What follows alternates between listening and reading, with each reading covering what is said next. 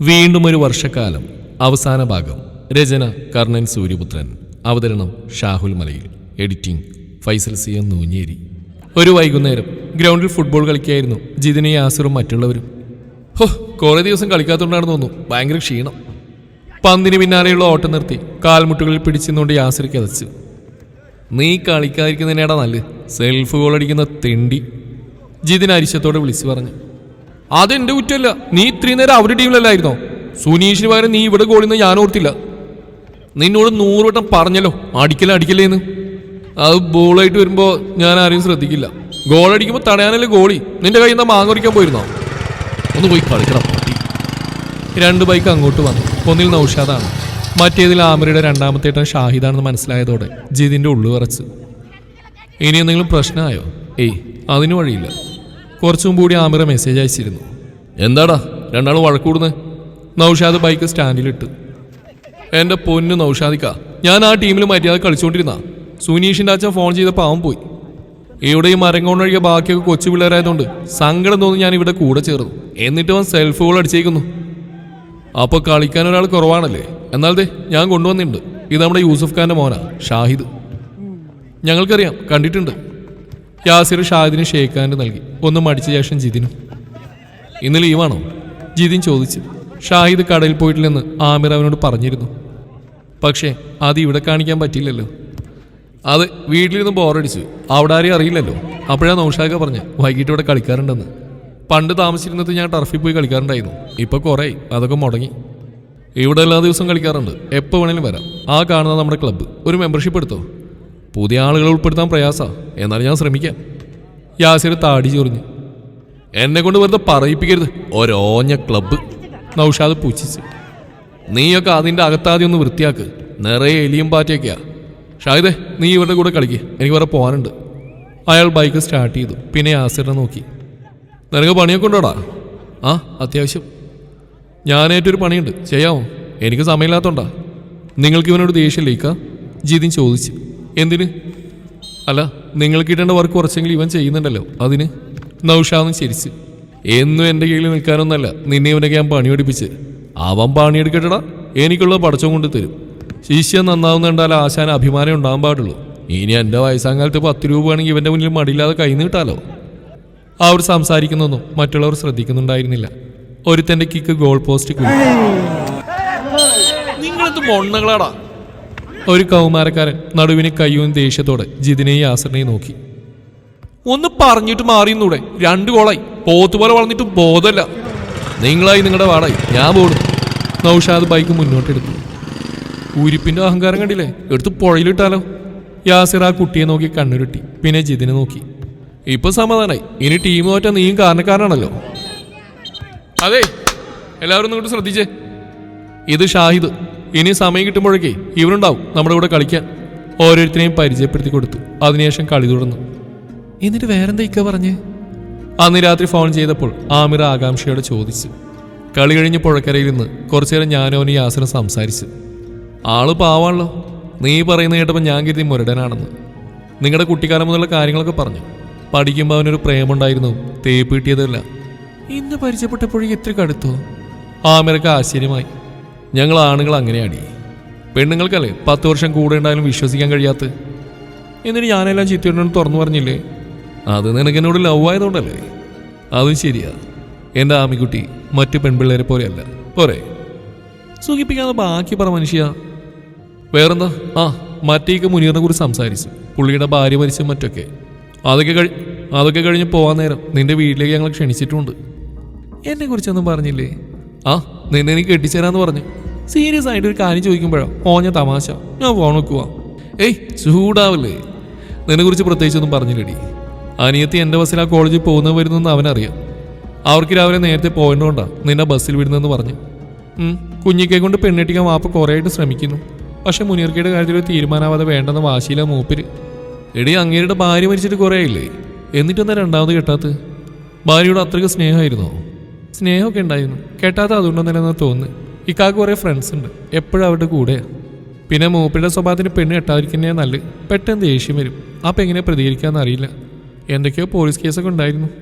ആദ്യത്തെ നിൽക്കാതെ വീട്ടുകാർ നിർബന്ധിച്ച് ചെയ്യിപ്പിച്ച. റൊമാൻറ്റിക് അല്ലാത്ത ഒരു പെണ്ണെട്ടിരുന്ന എൻ്റെ അഭിപ്രായം. ആ അത് കൊള്ളാം. എന്നാ നീ വാ, നമുക്ക് കുറച്ചൊരു റൊമാൻസ് ആവാം. അയ്യേടാ, മോനെ എണീറ്റ് വീട്ടിൽ പോയി. അമ്മ തനിച്ചല്ല അവിടെ. ഈ പാതിരാത്രി ഗ്രൗണ്ടിലിരിക്കുന്നത് നല്ലതൊന്നല്ല. ആമി എടി, എനിക്കൊരു പാട്ട് പാടി തരുമോ? എന്നിട്ട് ഞാൻ പോയിക്കോളാം. അവൾ 2 നിമിഷം ആലോചിച്ചു. പിന്നെ പതിയെ പാടി തുടങ്ങി. നിന്റെ പുഞ്ചിരിപ്പാലിനുള്ളിലെ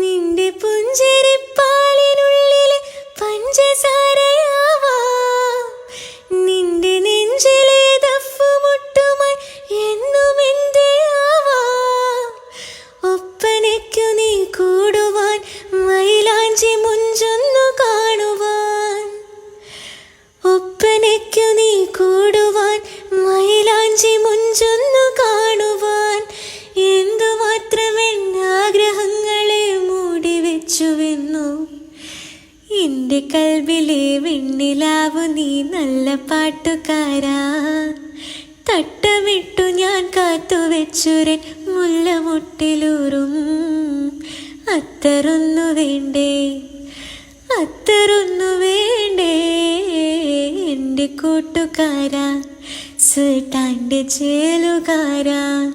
തണുത്ത കാറ്റിനോടൊപ്പം ഏറ്റവും പ്രിയപ്പെട്ടവളുടെ പാട്ട്. താൻ സ്വർഗത്തിലാണെന്ന് ജിതിന് തോന്നിപ്പോയി. ജിത്തേട്ടാ, പാടി മുഴുമിച്ച ശേഷം ആമിറ പതിയെ വിളിച്ചു. ആ പറഞ്ഞാമി, ഇനി ഉറങ്ങട്ടെ ഞാൻ? ഉറങ്ങിക്കോ. എന്നെ വിട്ട് പോകല്ലേ കേട്ടോ. ഞാൻ എവിടെ പോകാനടി, കൂടെ തന്നെയുണ്ട്. എൻ്റെ ആമി ഉറങ്ങിക്കോ, നാളെ ബസ്സിൽ വെച്ച് കാണാം. കോള് കട്ടായി. കുറച്ചു നേരം പുഴയിലേക്ക് നോക്കിയതിന് ശേഷം അവൻ എഴുന്നേറ്റ്. തിരിഞ്ഞപ്പോൾ ശ്വാസം നിലച്ചുപോയി. യാസിർ. എന്തു പറയണമെന്നറിയാതെ ജിതിൻ പകച്ചു. പിന്നെ യാസിറിനെ നോക്കി. എന്താടാ, ഞാൻ പേടിച്ചു പോയല്ലോ. ജിത്തു, നീ ആരോടൊപ്പം സംസാരിച്ചേ? അത് എൻ്റെ ഒരു ഫ്രണ്ടാ. ഫ്രണ്ടിൻ്റെ പേര് ആമി എന്നാണോ? യാസിർ അവനെ തർപ്പിച്ച് നോക്കി. നീ എന്തു മുതലാടാ എൻ്റെ മുന്നിൽ അഭിനയിച്ചു തുടങ്ങിയേ? ജിതിന് ഉത്തരവില്ലായിരുന്നു. ആമിറയാണോ? കള്ളം പിടിക്കപ്പെട്ട കുട്ടിയെപ്പോലെ ജിതിൻ തലയാട്ടി. പതിരീങ്ങളെ. യാസിർ നെഞ്ചിൽ കൈവച്ചു. പിന്നെ കുറച്ചേരം അങ്ങോട്ടും ഇങ്ങോട്ടും വേഗത്തിൽ നടന്നു. അതിനുശേഷം ഒരു സിഗരറ്റ് കത്തിച്ച് ആഞ്ഞു വലിച്ചു. എത്ര നാളായിട്ട് തുടങ്ങിയിട്ട്? ഉത്തരവില്ല. പറയണം മൈ. യാസിറിന്റെ ശബ്ദമുയർന്നു. കുറച്ചായി. സാരമില്ല, വീട്ടിൽ പോയി തണുത്ത വെള്ളത്തിലൊന്ന് കുളിച്ച് അമ്മയെ കെട്ടിപ്പിടിച്ച് കിടന്നുറങ്ങ്. നാളെ മുതൽ ബസ്സിൽ പോകണ്ട. 2 ദിവസം വീട്ടിലിരിക്കുക. ചെമ്പാറയിൽ ഒരു കോൺട്രാക്ട് കിട്ടിയിട്ടുണ്ട്. 1 മാസത്തിലധികം പണിയുണ്ടാവും. അത് തീർന്നാൽ ആ ചുറ്റുവട്ടം തന്നെ പണി പിടിക്കാം. ഇങ്ങോട്ട് വല്ലപ്പോഴും വന്നാൽ മതി. അമ്മയുടെ കാര്യം എൻ്റെ വീട്ടുകാർ നോക്കിക്കോളും. ആ പിന്നെ നിന്റെ മൊബൈൽ ഞാൻ എടുക്കും. വീട്ടിൽ പഴയൊരു ഫോണും സിമ്മുണ്ട്. ഇനി അത് ഉപയോഗിച്ചാൽ മതി. നീ എന്തൊക്കെയാണ് ഈ പറയുന്നേ? മനസ്സിലായില്ലേ? അവളെ കാണാനോ മിണ്ടാനോ ഒരു മെസ്സേജ് ആക്കാനോ പോലും നിൽക്കേണ്ടെന്ന്. എല്ലാം ഇന്നത്തോടെ അവസാനിപ്പിക്കണം. ഒരാജ്ഞയായിരുന്നത്. അവന് പ്രേമിക്കാൻ ലോകത്ത് വേറെ ആരെയും കിട്ടിയില്ല. അവിടെ ഒരു അമ്മ മോനെയും കാത്തിരിക്കുന്നുണ്ട്. മോന് പുഴക്കരയിൽ നിന്ന് കാമിയുടെ പാട്ട് കേൾക്കുന്നു. യാസിറെ നിർത്ത്. അതുതന്നെയാ എനിക്കും പറയാനുള്ളത്. എല്ലാം നിർത്ത്. നീ ഇവിടെ ഇരുന്നേടാ. ജിതിൻ അവനെ പിടിച്ചൊരു കല്ലിലിരുത്തി. നേരെ മുമ്പിലായി അവനും ഇരുന്നു. എടാ, ഞാൻ പറയുന്നത് നീ ഒന്ന് ക്ഷമയോടെ കേൾക്ക്. ആ എന്നാ പണ. യാസിർ താല്പര്യമില്ലാത്ത മട്ടിൽ ഇരുന്നുകൊണ്ട് ഒരു സിഗരറ്റിന് കൂടി തീ കൊളുത്തി. എടാ, കുട്ടിക്കാലം തൊട്ട് നീ എന്നെ നിഴൽ പോലെയുണ്ട്. എന്നെക്കുറിച്ച് എല്ലാം നിനക്കറിയാം. കുറച്ച് മാസങ്ങൾക്ക് മുമ്പ് വരെ എനിക്കൊരു പെണ്ണിനോട് ഇഷ്ടം തോന്നിയിട്ടില്ല. പക്ഷേ ആമയെ കണ്ട ആ നിമിഷം ഞാൻ എന്നെ തന്നെ മറന്നുപോയി. എന്നിട്ടും ഞാനത് അടക്കി പിടിച്ചു. പക്ഷേ ദയവായിട്ട് അവളെ പരിചയപ്പെടാനും അടുത്തറിയാനും സാഹചര്യങ്ങൾ ഒരുക്കിക്കൊണ്ടിരുന്നു. പിന്നീടെപ്പോഴോ മനസ്സ് പൂർണ്ണമായി കൈവിട്ടു. എടാ, എനിക്ക് അവളില്ലാതെ പറ്റുന്നില്ല. അവൾക്കും അതേ അവസ്ഥയാ. ഒരു മിനിറ്റ്. അല്ല, ഏത് ദൈവ നിനക്ക് ഈ സാഹചര്യങ്ങൾ ഒരുക്കി തന്നേ? അല്ല, ഈ രാജ്യത്ത് ദൈവങ്ങളുടെ പേര് തമ്മിൽ തല്ലുന്ന സമയത്തോട് ചോദിച്ചു പോയതാ. നീ വിശ്വസിക്കുന്ന ദൈവം അത് അവൾ വിശ്വസിക്കുന്നോ? ജിതിൻ തലകുനിച്ചിരുന്നു. ജിത്തു, ലോകത്തെ ഏത് പെണ്ണിനെ ഇഷ്ടമാണെന്ന് നീ എന്നോട് പറഞ്ഞാലും അവളെ സ്വന്താക്കുന്നവരെ കൂടെ നിൽക്കണം തന്നെയാ എന്റെയോ ആഗ്രഹം. പക്ഷേ ഇത് വേണ്ടടാ. നീ കരുതും അവള് മുസ്ലിമായതുകൊണ്ട് ഒരു മുസ്ലിമായി ഞാൻ തടയുന്നതാണെന്ന്. ഏയ്, ഞാനങ്ങനെ ചിന്തിച്ചില്ലടാ. നല്ലത്. യാസിർ മൊബൈലിൽ നിന്ന് ഫോൺ എടുത്ത് ഇൻസ്റ്റാഗ്രാം തുറന്ന് ഏതോ വീഡിയോ തേടി പിടിച്ച് അവനെ കാണിച്ചു. ഇത് കണ്ടോടാ, ഒരു ഹിന്ദു പയ്യൻ മുസ്ലിം പെൺകുട്ടിയെ വിവാഹം കഴിച്ചാ. ഇതിന്റെ കമന്റുകളൊന്ന് വായിച്ചു നോക്ക്. ആ പെണ്ണിനെ പറ്റി പറയാത്ത വൃത്തികേടുകളില്ല. ഇനി മുസ്ലിം പയ്യൻ ഹിന്ദു പെണ്ണിനെ കിട്ടിയാലും ഇതൊക്കെ തന്നെയാ അവസ്ഥ. അത് അവരുടെ ജീവിതം. നല്ലതായാലും ചീത്തയായാലും അവർ മാത്രം അനുഭവിച്ചോളും. നമുക്കിതിൽ കാര്യമൊന്നുമില്ലെന്ന് ചിന്തിക്കുന്ന ആളുകളൊക്കെ കുറവാടാ. ലോകം അത്രയ്ക്കൊന്നും പുരോഗമിച്ചിട്ടില്ല. നാട്ടുകാരുടെ കാര്യം വിടാം, അവിടെ വീട്ടുകാർ സമ്മതിക്കോ?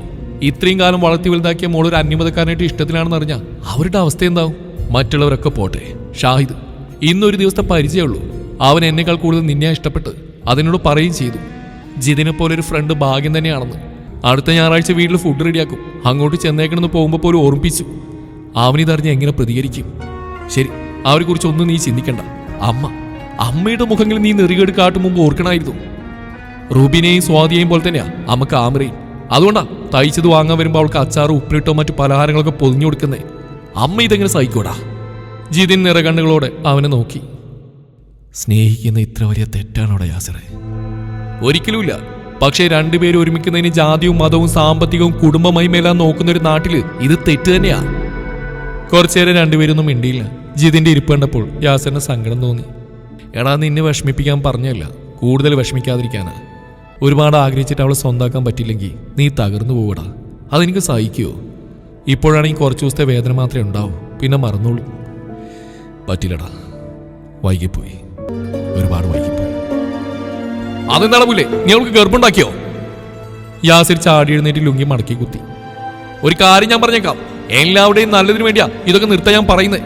ഇനി പറ്റിയില്ലെങ്കിൽ എന്താണെന്ന് വെച്ചാൽ ആയിക്കോ. മേലാ നിന്റെ ഒരു കാര്യത്തിനും ഞാൻ ഇടപെടില്ല. അവൻ മുന്നോട്ട് നടന്നു. കുറച്ചു ദൂരം ചെന്നിട്ട് തിരിഞ്ഞു നോക്കിയപ്പോൾ ജിതൻ അതേ ഇരിപ്പാണ്. യാസിർ തിരിച്ചു വന്ന് അവൻ്റെ അടുത്തിരുന്നു. നിന്റെ അച്ഛൻ ഭാഗ്യവാനാ, മോൻ ഓരോന്ന് ഒപ്പിക്കുന്ന കാണാൻ നിൽക്കാതെ പോയല്ലോ. അവനൊരു സിഗരറ്റ് കൂടി ചുണ്ടിൽ വെച്ചെങ്കിലും കത്തിക്കാതെ അതൊടിച്ച് പുഴയിലേക്ക് എറിഞ്ഞു. പിന്നെ അക്കരയ്ക്ക് നോക്കി. മരങ്ങൾക്കിടയിലൂടെ ദൂരെ ആമിറയുടെ വീട്ടിലെ വെളിച്ചം ചെറുതായി കാണാം. സമയം ഇഴഞ്ഞു നീങ്ങുകയാണ്. ജിത്തു, അവൻ ജിതിന്റെ തോളിൽ കൈവച്ചു. വേറൊരു നേരം പോക്കിനൊരു പെണ്ണിന്റെ പിന്നാലെ നടക്കുകയാണെങ്കിൽ ഞാൻ ഇത്രയും പറയില്ലായിരുന്നു. പക്ഷെ ഇതങ്ങനെയല്ല. ഒരുമിച്ച് ജീവിക്കാൻ ഒരുപാട് തടസ്സങ്ങളുണ്ട്. അതൊക്കെ മറികടക്കാൻ പറ്റുമെന്ന് എനിക്ക് തോന്നുന്നുണ്ടോ? അറിയില്ലടാ. അതിമോഹാണെന്ന് ഉറപ്പുള്ളതുകൊണ്ട് ഞങ്ങൾ രണ്ടാളും ഇത് വേണ്ട നോക്കാൻ ശ്രമിച്ചതാ. അവൻ യാസിറിന്റെ ഇരുകൈകളും കൂട്ടിപ്പിടിച്ച്. ഞാനങ്ങനെ ഒരുപാട് ആഗ്രഹിക്കുന്ന ആളൊന്നുമില്ലെന്ന് നിനക്കറിയാലോ. ആരെയും വേദനിപ്പിക്കാതെ എല്ലാവരുടെയും സമ്മതത്തോടെ അവളെ സ്വന്താക്കാൻ എന്തെങ്കിലും വഴിയുണ്ടോടാ? ഉണ്ടെങ്കിൽ പറഞ്ഞതാ. ജിതിന്റെ ദയനീയമായ വാക്കുകൾ കേട്ട് യാസിറിന്റെ മനസ്സലിഞ്ഞു. അവൻ കുറച്ചേരം ആലോചിച്ചു. തൽക്കാലം നീ വീട്ടിലേക്ക് വാ. യൂസഫ് അവളെ നിനക്ക് കൈപിടിച്ചിരുന്ന യാതൊരു വിശ്വാസം വേണ്ട. പടച്ചോ നേരിട്ട് വന്ന് പറഞ്ഞാലും കേൾക്കാത്ത ആളാണത്. എന്നാലും നമുക്ക് വരുന്നിടത്ത് വെച്ച് കാണാം. അവൻ എഴുന്നേറ്റു. പിന്നെ ജിതിനെ കൈപിടിച്ച് എഴുന്നേൽപ്പിച്ചു. വല്ലാതെ അങ്ങ് ഒട്ടാൻ നിൽക്കണ്ട ഏട്ടല്ലോ. ഒരകലം വെച്ചൊക്കെ പ്രേമിച്ചാൽ മതി, അല്ലെങ്കിൽ മോങ്ങേണ്ടി വരും. നീ മാത്രമല്ല ആ പെണ്ണും. എടാ, പെൺപിള്ളയുടെ ലോകം എന്ന് പറയുന്നത് വളരെ ചെറുതാണ്. സ്നേഹിക്കാൻ ഒരാളെ കിട്ടി അവരങ്ങ് മതിമറക്കും. നമ്മൾ ആ പക്വതയോടെ കാര്യങ്ങൾ പറഞ്ഞ് മനസ്സിലാക്കേണ്ടത്. എന്തായാലും നീ ഇപ്പം ചെല്ല്, അമ്മയോടൊപ്പൊന്നും പറയണ്ട. ജിതിൻ ബൈക്ക് സ്റ്റാർട്ട് ചെയ്തു. എടാ, ഒരു മിനിറ്റ്. എന്തോ ഓർത്ത പോലെ യാസിർ അടുത്തെത്തി. ഇവിടെ നല്ല പുറത്തെവിടെയെങ്കിലും വെച്ച് നിങ്ങൾ കാണുകയും സംസാരിക്കുകയും ചെയ്യാറുണ്ടോ? അത് 1-2 തവണ ഞങ്ങൾ ഐസ്ലാൻഡിൽ പോയിരുന്നു. ടൗണിൽ ബസ് സ്റ്റാൻഡ് അടുത്തുള്ള ഒരു കൂൾ ബാറാണ് ഐസ്ലാൻഡ്. യാസിർ അവൻ്റെ കൂടെ അവിടെ പോവാറുണ്ട്. അവിടെ വാപ്പിക്കന്മാരെ പരിചയക്കാരെ കണ്ടിരുന്നെങ്കിലോ? നീ എന്താണ് ജിത്തു ഇങ്ങനെ? അത് പ്രശ്നമല്ലടാ. അവിടെ ജോലി ചെയ്യുന്ന ഷാജിയുടെ അനിയത്തി രശ്മി ആമിയുടെ ഫ്രണ്ടാ. ആ കുട്ടിക്ക് കാര്യം അറിയാം. അവിടെ കൂടെ പോകുന്നതുകൊണ്ട് ആരും സംശയിക്കില്ല. നേരെ പോയി ഫാമിലി റൂമിൽ ചെന്നിരിക്കും. ഞാൻ കുറച്ച് കഴിഞ്ഞാൽ ചെല്ലും. ഞാനെത്തിയ രശ്മി മാറിയിരിക്കും. 10-15 മിനിറ്റ് കഴിഞ്ഞാൽ അവൾ പോവും. അത്രയേ ഉള്ളൂ. അത്രയേ ഉള്ളോ? ആ ബാറിൻ്റെ തൊട്ടപ്പുറത്തൊരു ഓയോ റൂമുണ്ട്, അങ്ങോട്ട് പോയി കൂടായിരുന്നോ? ഏയ്, അതൊക്കെ മോശമല്ലേടാ. നിന്റെ തന്തക്കും തള്ളക്കും വിളിക്കാത്തേ അവരെൻ്റെയും കൂടി ആയതുകൊണ്ടാ. വീട്ടിൽ പോടാ അമ്മായി. വേണ്ട, മരത്തലയാ. നീ എങ്ങോട്ടാ? ജോസേട്ടൊന്ന് കാണണം, ചിട്ടിക്കാശ് ഇട്ടാണ്ട്. ആ, ഒരു കാര്യം പറയാൻ മറന്നു. അജ്മൽ വിളിച്ചിരുന്നു. അവൻ്റെ കുടുംബക്കാർക്ക് നിക്കാഹ് പെട്ടെന്ന് നടത്താൻ നിർബന്ധിക്കുന്നുണ്ട് പോലും. ഇവൾക്കും എതിർപ്പില്ല. മൈമൂനയുടെ അകന്ന ബന്ധത്തിലുള്ള ആളാണ് അജ്മൽ. ബഹ്റൈനിലാണ് ജോലി. റുബീനെ അജ്മലുമായുള്ള വിവാഹം പണ്ടേ വാക്കാൽ ഉറപ്പിച്ചതുമാണ്. അവൾ പഠിക്കുകയല്ലേടാ, പേരിന് കോളേജിൽ പോകുന്നതേ ഉള്ളൂ. അവിടെ എത്തിയിൽ അവനോട് ഫുൾ ടൈം ചാറ്റിങ് വിളിയാണ്. നേരത്തെ കെട്ടിച്ച മൊബൈൽ റീചാർജ് ചെയ്യുന്ന പൈസകൾ ലാഭിക്കാമല്ലോ. വേറെന്തോ പ്രൊഫഷണൽ കോഴ്സ് ആകുമ്പോൾ പഠിപ്പിക്കും. അവൻ്റെ കൂടെ കൊണ്ടുപോയി ജോലി വാങ്ങിക്കൊടുക്കാനാണ് പ്ലാന്. ഞാൻ വൈകിട്ട് അതുവഴി വന്നാണല്ലോ. ഉമ്മൊന്നും പറഞ്ഞില്ല. ജിതിൻ പരിഭവിച്ചു. അവിടുന്ന് കളിയും കഴിഞ്ഞ് ഞാൻ വീട്ടിലെത്തിയപ്പോഴാണ് വിളിച്ചത്. നിന്റെ വീട്ടിലൊന്ന് പറയാൻ കരുതി ഇറങ്ങുമ്പോൾ റമീസിനെ കണ്ടു. അവനാ പറഞ്ഞ് നീ പുഴയിലേക്ക് നോക്കിയെന്ന് ഫോൺ ചെയ്യുന്നുണ്ടായിരുന്നു. അപ്പം ഇങ്ങോട്ട് വന്നു. അതുകൊണ്ടല്ലേ കള്ളത്തരം പിടിക്കാൻ പറ്റിയത്. യാസിർ ടോർച്ച് കളിച്ചുകൊണ്ട് പാലത്തിന് നേരെ നടന്നു. ജിതിൻ വീട്ടിലേക്കും. നാളുകൾ പിന്നെയും കടന്നുപോയി.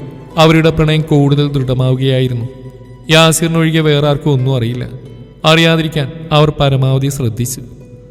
അമ്മയോട് മറച്ചു വെക്കുന്നതിൽ ജിതിന് നല്ല കുറ്റബോധം ഉണ്ടായിരുന്നു. പറഞ്ഞാൽ സമ്മതിക്കില്ലെന്ന് ഉറപ്പാണ്. അതോടൊപ്പം ആമിറയോട് ദേഷ്യം കാണിച്ചേക്കാം. റുബീനയുടെ നിക്കാഹ് കഴിഞ്ഞിട്ട് സാവധാനം അറിയിക്കാമെന്ന് അവൻ തീരുമാനിച്ചു. ഷാഹിദിന്റെ കൂടെ ഫുട്ബോൾ കളിക്കുമ്പോഴും അവനോടൊപ്പം എവിടെയെങ്കിലും പോകുമ്പോഴുമെല്ലാം ജിതിന് വല്ലാത്ത സങ്കടം തോന്നി. കൂട്ടുകാരന് തന്റെ അനിയത്തിയുമായി ബന്ധമുണ്ടെന്നറിഞ്ഞാൽ അവനൊരിക്കലും ക്ഷമിക്കുമെന്ന് തോന്നുന്നില്ല. അവനു വേണ്ടി ആമിറെ മറക്കാനും പറ്റില്ല. സൗഹൃദം പങ്കുവെക്കുന്ന നിമിഷങ്ങളിൽ ഷാഹിദ് കുടുംബത്തെക്കുറിച്ച് സംസാരിക്കാറില്ല എന്നതായിരുന്നു ഒരു ആശ്വാസം. അജ്മൽ നാട്ടിലെത്തിയ 1 മാസത്തിനുള്ളിൽ റുബീനയുമായിട്ടുള്ള നിക്കാഹ് നടന്നു. യാസിർ ഹംസയെ ഒരു കുറവും വരുത്തിയില്ല. ജിതിനും തന്നാൽ കഴിയുന്ന രീതിയിൽ സഹായിച്ചു. കാരണം റുബീന അവൻ്റെയും പെങ്ങളാണ്. അങ്ങനെ റുബീന ആഗ്രഹിച്ച് നടന്നു. ആമിർ ഒന്ന് വിശ്വസിച്ചു. നിക്കാഹിന് പങ്കെടുക്കാനെത്തിയ വാഹനങ്ങൾക്ക് പിറകിൽ നിൽക്കുകയായിരുന്നു അവളും ജിതിനും. അവനൊരു ഈർക്കിൽ ഒടിച്ചെടുത്ത് പല്ലിൻ്റെ ഇടയിൽ കുത്തുകയാണ്. ഇതായി ബീഫ് കഴിച്ചാലുള്ള പ്രശ്നം, പല്ലിൻ്റെ ഗ്യാപ്പിൽ കയറും. കഷ്ടം. ആമിർ സഹതാപത്തോടെ അവനെ നോക്കി. എന്തേ? എന്നിങ്ങനെ മറ്റുള്ളവരുടെ കല്യാണത്തിൽ ഫുഡ് കഴിച്ചാൽ മതി കേട്ടോ, നമുക്ക് ഇതുപോലെ നാട്ടുകാർക്ക് കൊടുക്കണ്ടേ? ആ, അത് ഞാൻ ആലോചിക്കാറുണ്ട്. ഒരു സൈഡിൽ ബീഫ്, ചിക്കൻ, മട്ടൻ, ബിരിയാണികൾ, മറ്റേ സൈഡിൽ നാടൻ സദ്യ. ആഹാ, അടിപൊളി. ആ, മനക്കോട്ടെ കെട്ടിക്കൊണ്ടിരുന്നു. ഓരോ ദിവസം കഴിയുന്നോറും നെഞ്ചിൽ തീയ. ഇന്നലെ ആ ബഷീർക്ക് ഉമ്മാനോട് പറയുന്നുണ്ടായിരുന്നു, ഷാഹിദിന് മുനീറിന് ഇപ്പോൾ കെട്ടാൻ താല്പര്യമില്ലെങ്കിൽ വേണ്ട, ആമിയുടെ കാര്യത്തിൽ ഒരു തീരുമാനം എടുക്കാമെന്ന്. അയാളുടെ അനിയൻ എൻ്റെ മേലൊരു കണ്ണുള്ള ഞാൻ ചിത്തനോട് പറഞ്ഞിട്ടില്ലേ? ഉവ്, എന്താ അവൻ്റെ പേര്? ആ, മനാഫ്. പക്ഷെ ആലോചന നിന്റെ വാപ്പാക്ക് ഇഷ്ടമല്ല നീ തന്നെയല്ലേ പറഞ്ഞ്? അത് പണ്ട്. ഇപ്പം അയാൾക്ക് അബുദാബിയിൽ 4-5 ഷോപ്പൊക്കെ ഉണ്ട്. ഇനി ആ ആലോചന വന്നാൽ ചിലപ്പോൾ വാപ്പ സമ്മതിച്ചേക്കും. ഓ, കാശ് കൂടുന്ന നോക്കി കെട്ടിക്കാനാണോ പ്ലാന്? അപ്പോൾ നാളെ അവൻ്റെ ബിസിനസ് പൊളിഞ്ഞ് കുത്തുവാളെടുത്താ നിന്റെ വാപ്പ നിന്നോട് അവനെ ഡിവോഴ്സ് ചെയ്യാനും പറയല്ലോ. കൊള്ളാം, നല്ല തന്ത. ജിത്തുവേട്ടാ വേണ്ട. ആമിയുടെ മുഖം ചുവന്നു. കാര്യനോട് സ്നേഹമൊന്നും കാണിക്കാറൊന്നുമില്ലെങ്കിലും അതെൻ്റെ വാപ്പയാണ്. ആ റെസ്പെക്റ്റ് ജിത്തുവേട്ടൻ കൊടുക്കണം. ഞാൻ കൊടുക്കാറുണ്ടല്ലോ. നിന്റെ വാപ്പയെ കാണുമ്പോഴേ അറ്റൻഷനായി നിന്ന് സല്യൂട്ട് അടിക്കാറുണ്ട്. ഞാൻ പോവാ. അവൾ ദേഷ്യത്തോടെ തിരിഞ്ഞടക്കാൻ ഒരുങ്ങിയതും ജിത്തു കയ്യിൽ പിടിച്ചു. വിട്ട്, ആരെങ്കിലും കാണും. അവൾ കുതിറി. ജിതിനൊന്ന് ചുറ്റും നോക്കി. മതിലിൽ നിന്ന് നിർത്തിയിട്ട മിനി ബസ്സിനിടയിലാണ് അവർ. മിനി ബസ്സിന്റെ മുന്നിലും പുറകിലുമായി ഒരുപാട് വാഹനങ്ങൾ നിർത്തിയിട്ടുണ്ട്. നീ ടെൻഷൻ അടിക്കാതെ, ഏതെങ്കിലും വഴിയാണ്. ഗൾഫുകാരൻ്റെ ബംഗ്ലാവിലേക്കല്ല, ഈ പാവൻ ഡ്രൈവറുടെ കൊച്ചു വീട്ടിലേക്കാ നീ വലതുകാൽ വെച്ച് കയറാൻ പോകുന്നു. അതേ നടക്കൂ. അവനൊരിക്കൽ കൂടി ചുറ്റും നോക്കി. പിന്നെ അവിടെ പുറംകൈയിൽ ചുംബിച്ചു. ആമിറ പുളകിതയായി. അവൻ്റെ നെഞ്ചോട് ചായാൻ ഉള്ളം തുടിച്ചെങ്കിലും അവളത് അടക്കി. പോയിക്കോ, അവിടുന്ന് അന്വേഷിക്കുന്നുണ്ടാവും. രാത്രി ഞാൻ വിളിക്കാം. മനസ്സിലാ മനസ്സോടെ ആമിറ യാസിറിന്റെ വീട്ടിലെ ബഹളങ്ങൾക്കിടയിലേക്ക് നടന്നു. 1 മാസത്തിനുള്ളിൽ റുബീന അജ്മലിന്റെ കൂടെ ബഹ്റൈനിലേക്ക് പോയി. അതോടെ അവിടെ വീട്ടിലേക്കുള്ള ആമിറയുടെ വരവ് കുറഞ്ഞു. അങ്ങോട്ട് വരാനൊരു കാരണം വേണമല്ലോ. എന്നാൽ എന്തെങ്കിലും തയ്ക്കാനുണ്ടെന്ന മട്ടിൽ അവൾ ജിതിന്റെ വീട്ടിലെത്തും. അവൻ പലപ്പോഴും അവിടെ ഉണ്ടാവാറില്ലെങ്കിലും ആ വീട് അവൾക്ക് അത്രയ്ക്ക് പ്രിയപ്പെട്ടതായിരുന്നു. തൻ്റെ എല്ലാമായവൻ്റെ ഗന്ധം നിറഞ്ഞു നിൽക്കുന്ന സുന്ദര ഭവനം.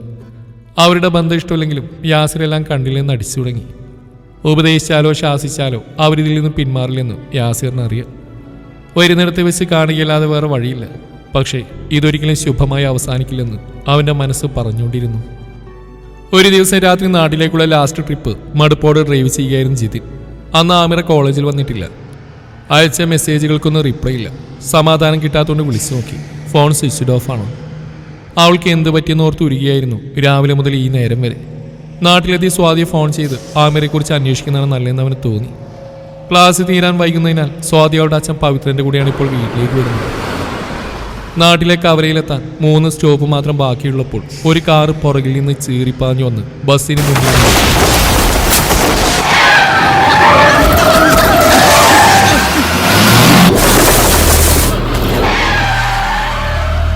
ജിതിൻ ബ്രേക്കിൽ ആഞ്ഞു ചവിട്ടി.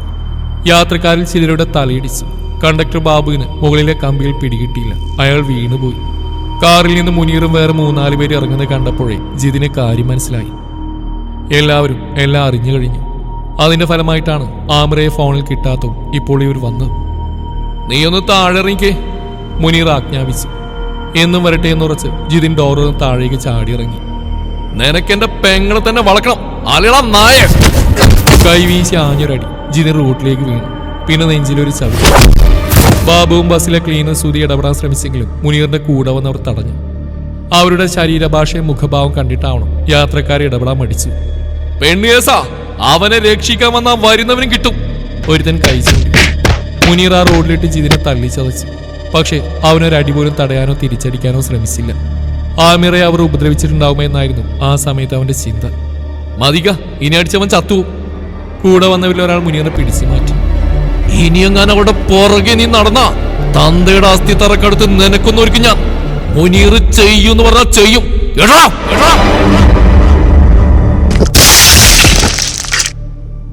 ഒരു ചവിട്ടുകൂടി ജിതിൻ മലർന്നടിച്ച് വീണു. ആ വീഴ്ചയിൽ തല റോഡിലിടിച്ചു. കൂടെ വന്നവർ മുനിയറിനെ ബലമായി കാറിൽ കയറ്റി. ഒരിരമ്പിലൂടെ അത് മുന്നോട്ട് കുതിച്ചു. ബാബുവും സുധിയും ഓടി വന്നു. ജിതിന്റെ തലക്ക് പിന്നിൽ നിന്ന് രക്തം ഒഴുകുന്നുണ്ട്. സുധി, ഏതെങ്കിലും വണ്ടി വിളിക്കടാ, ബാബു വെപ്രാളത്തോടെ പറഞ്ഞു. ബോധം മറയും മുമ്പ് രണ്ട് മുഖങ്ങളായിരുന്നു ജിതിന്റെ മനസ്സിൽ തെളിഞ്ഞത്. ഒന്ന് അമ്മയുടേതും മറ്റൊന്ന് ആമിറയുടേതും. അതുവഴി വന്ന ഒരു ജീപ്പ് തടഞ്ഞു നിർത്തി എല്ലാവരും ചേർന്ന് അവനെ കയറ്റി. ഗവൺമെന്റ് ഹോസ്പിറ്റൽ ലക്ഷ്യമാക്കി ആ ജീപ്പ് ചീറിപ്പാഞ്ഞു. എന്നാലും വേണ്ടാത്ത പണിയെ കാണിച്ചേ. ബഷീർ താടി ചൊറിഞ്ഞോണ്ട് യൂസുഫിനെ നോക്കി. അയാളുടെ വീടിന്റെ സിറ്റൗളിലിരിക്കായിരുന്നു അവർ. നമ്മുടെ കുടുംബത്തിലെ കുട്ടിക്ക് ആ ദോഷം എന്തെങ്കിലും ചിന്തിക്കണ്ടേ? 4 ചുമരിനുള്ളിൽ ഒതുങ്ങേണ്ട വിഷയം നാട്ടുകാർ മുഴുവൻ അറിഞ്ഞു.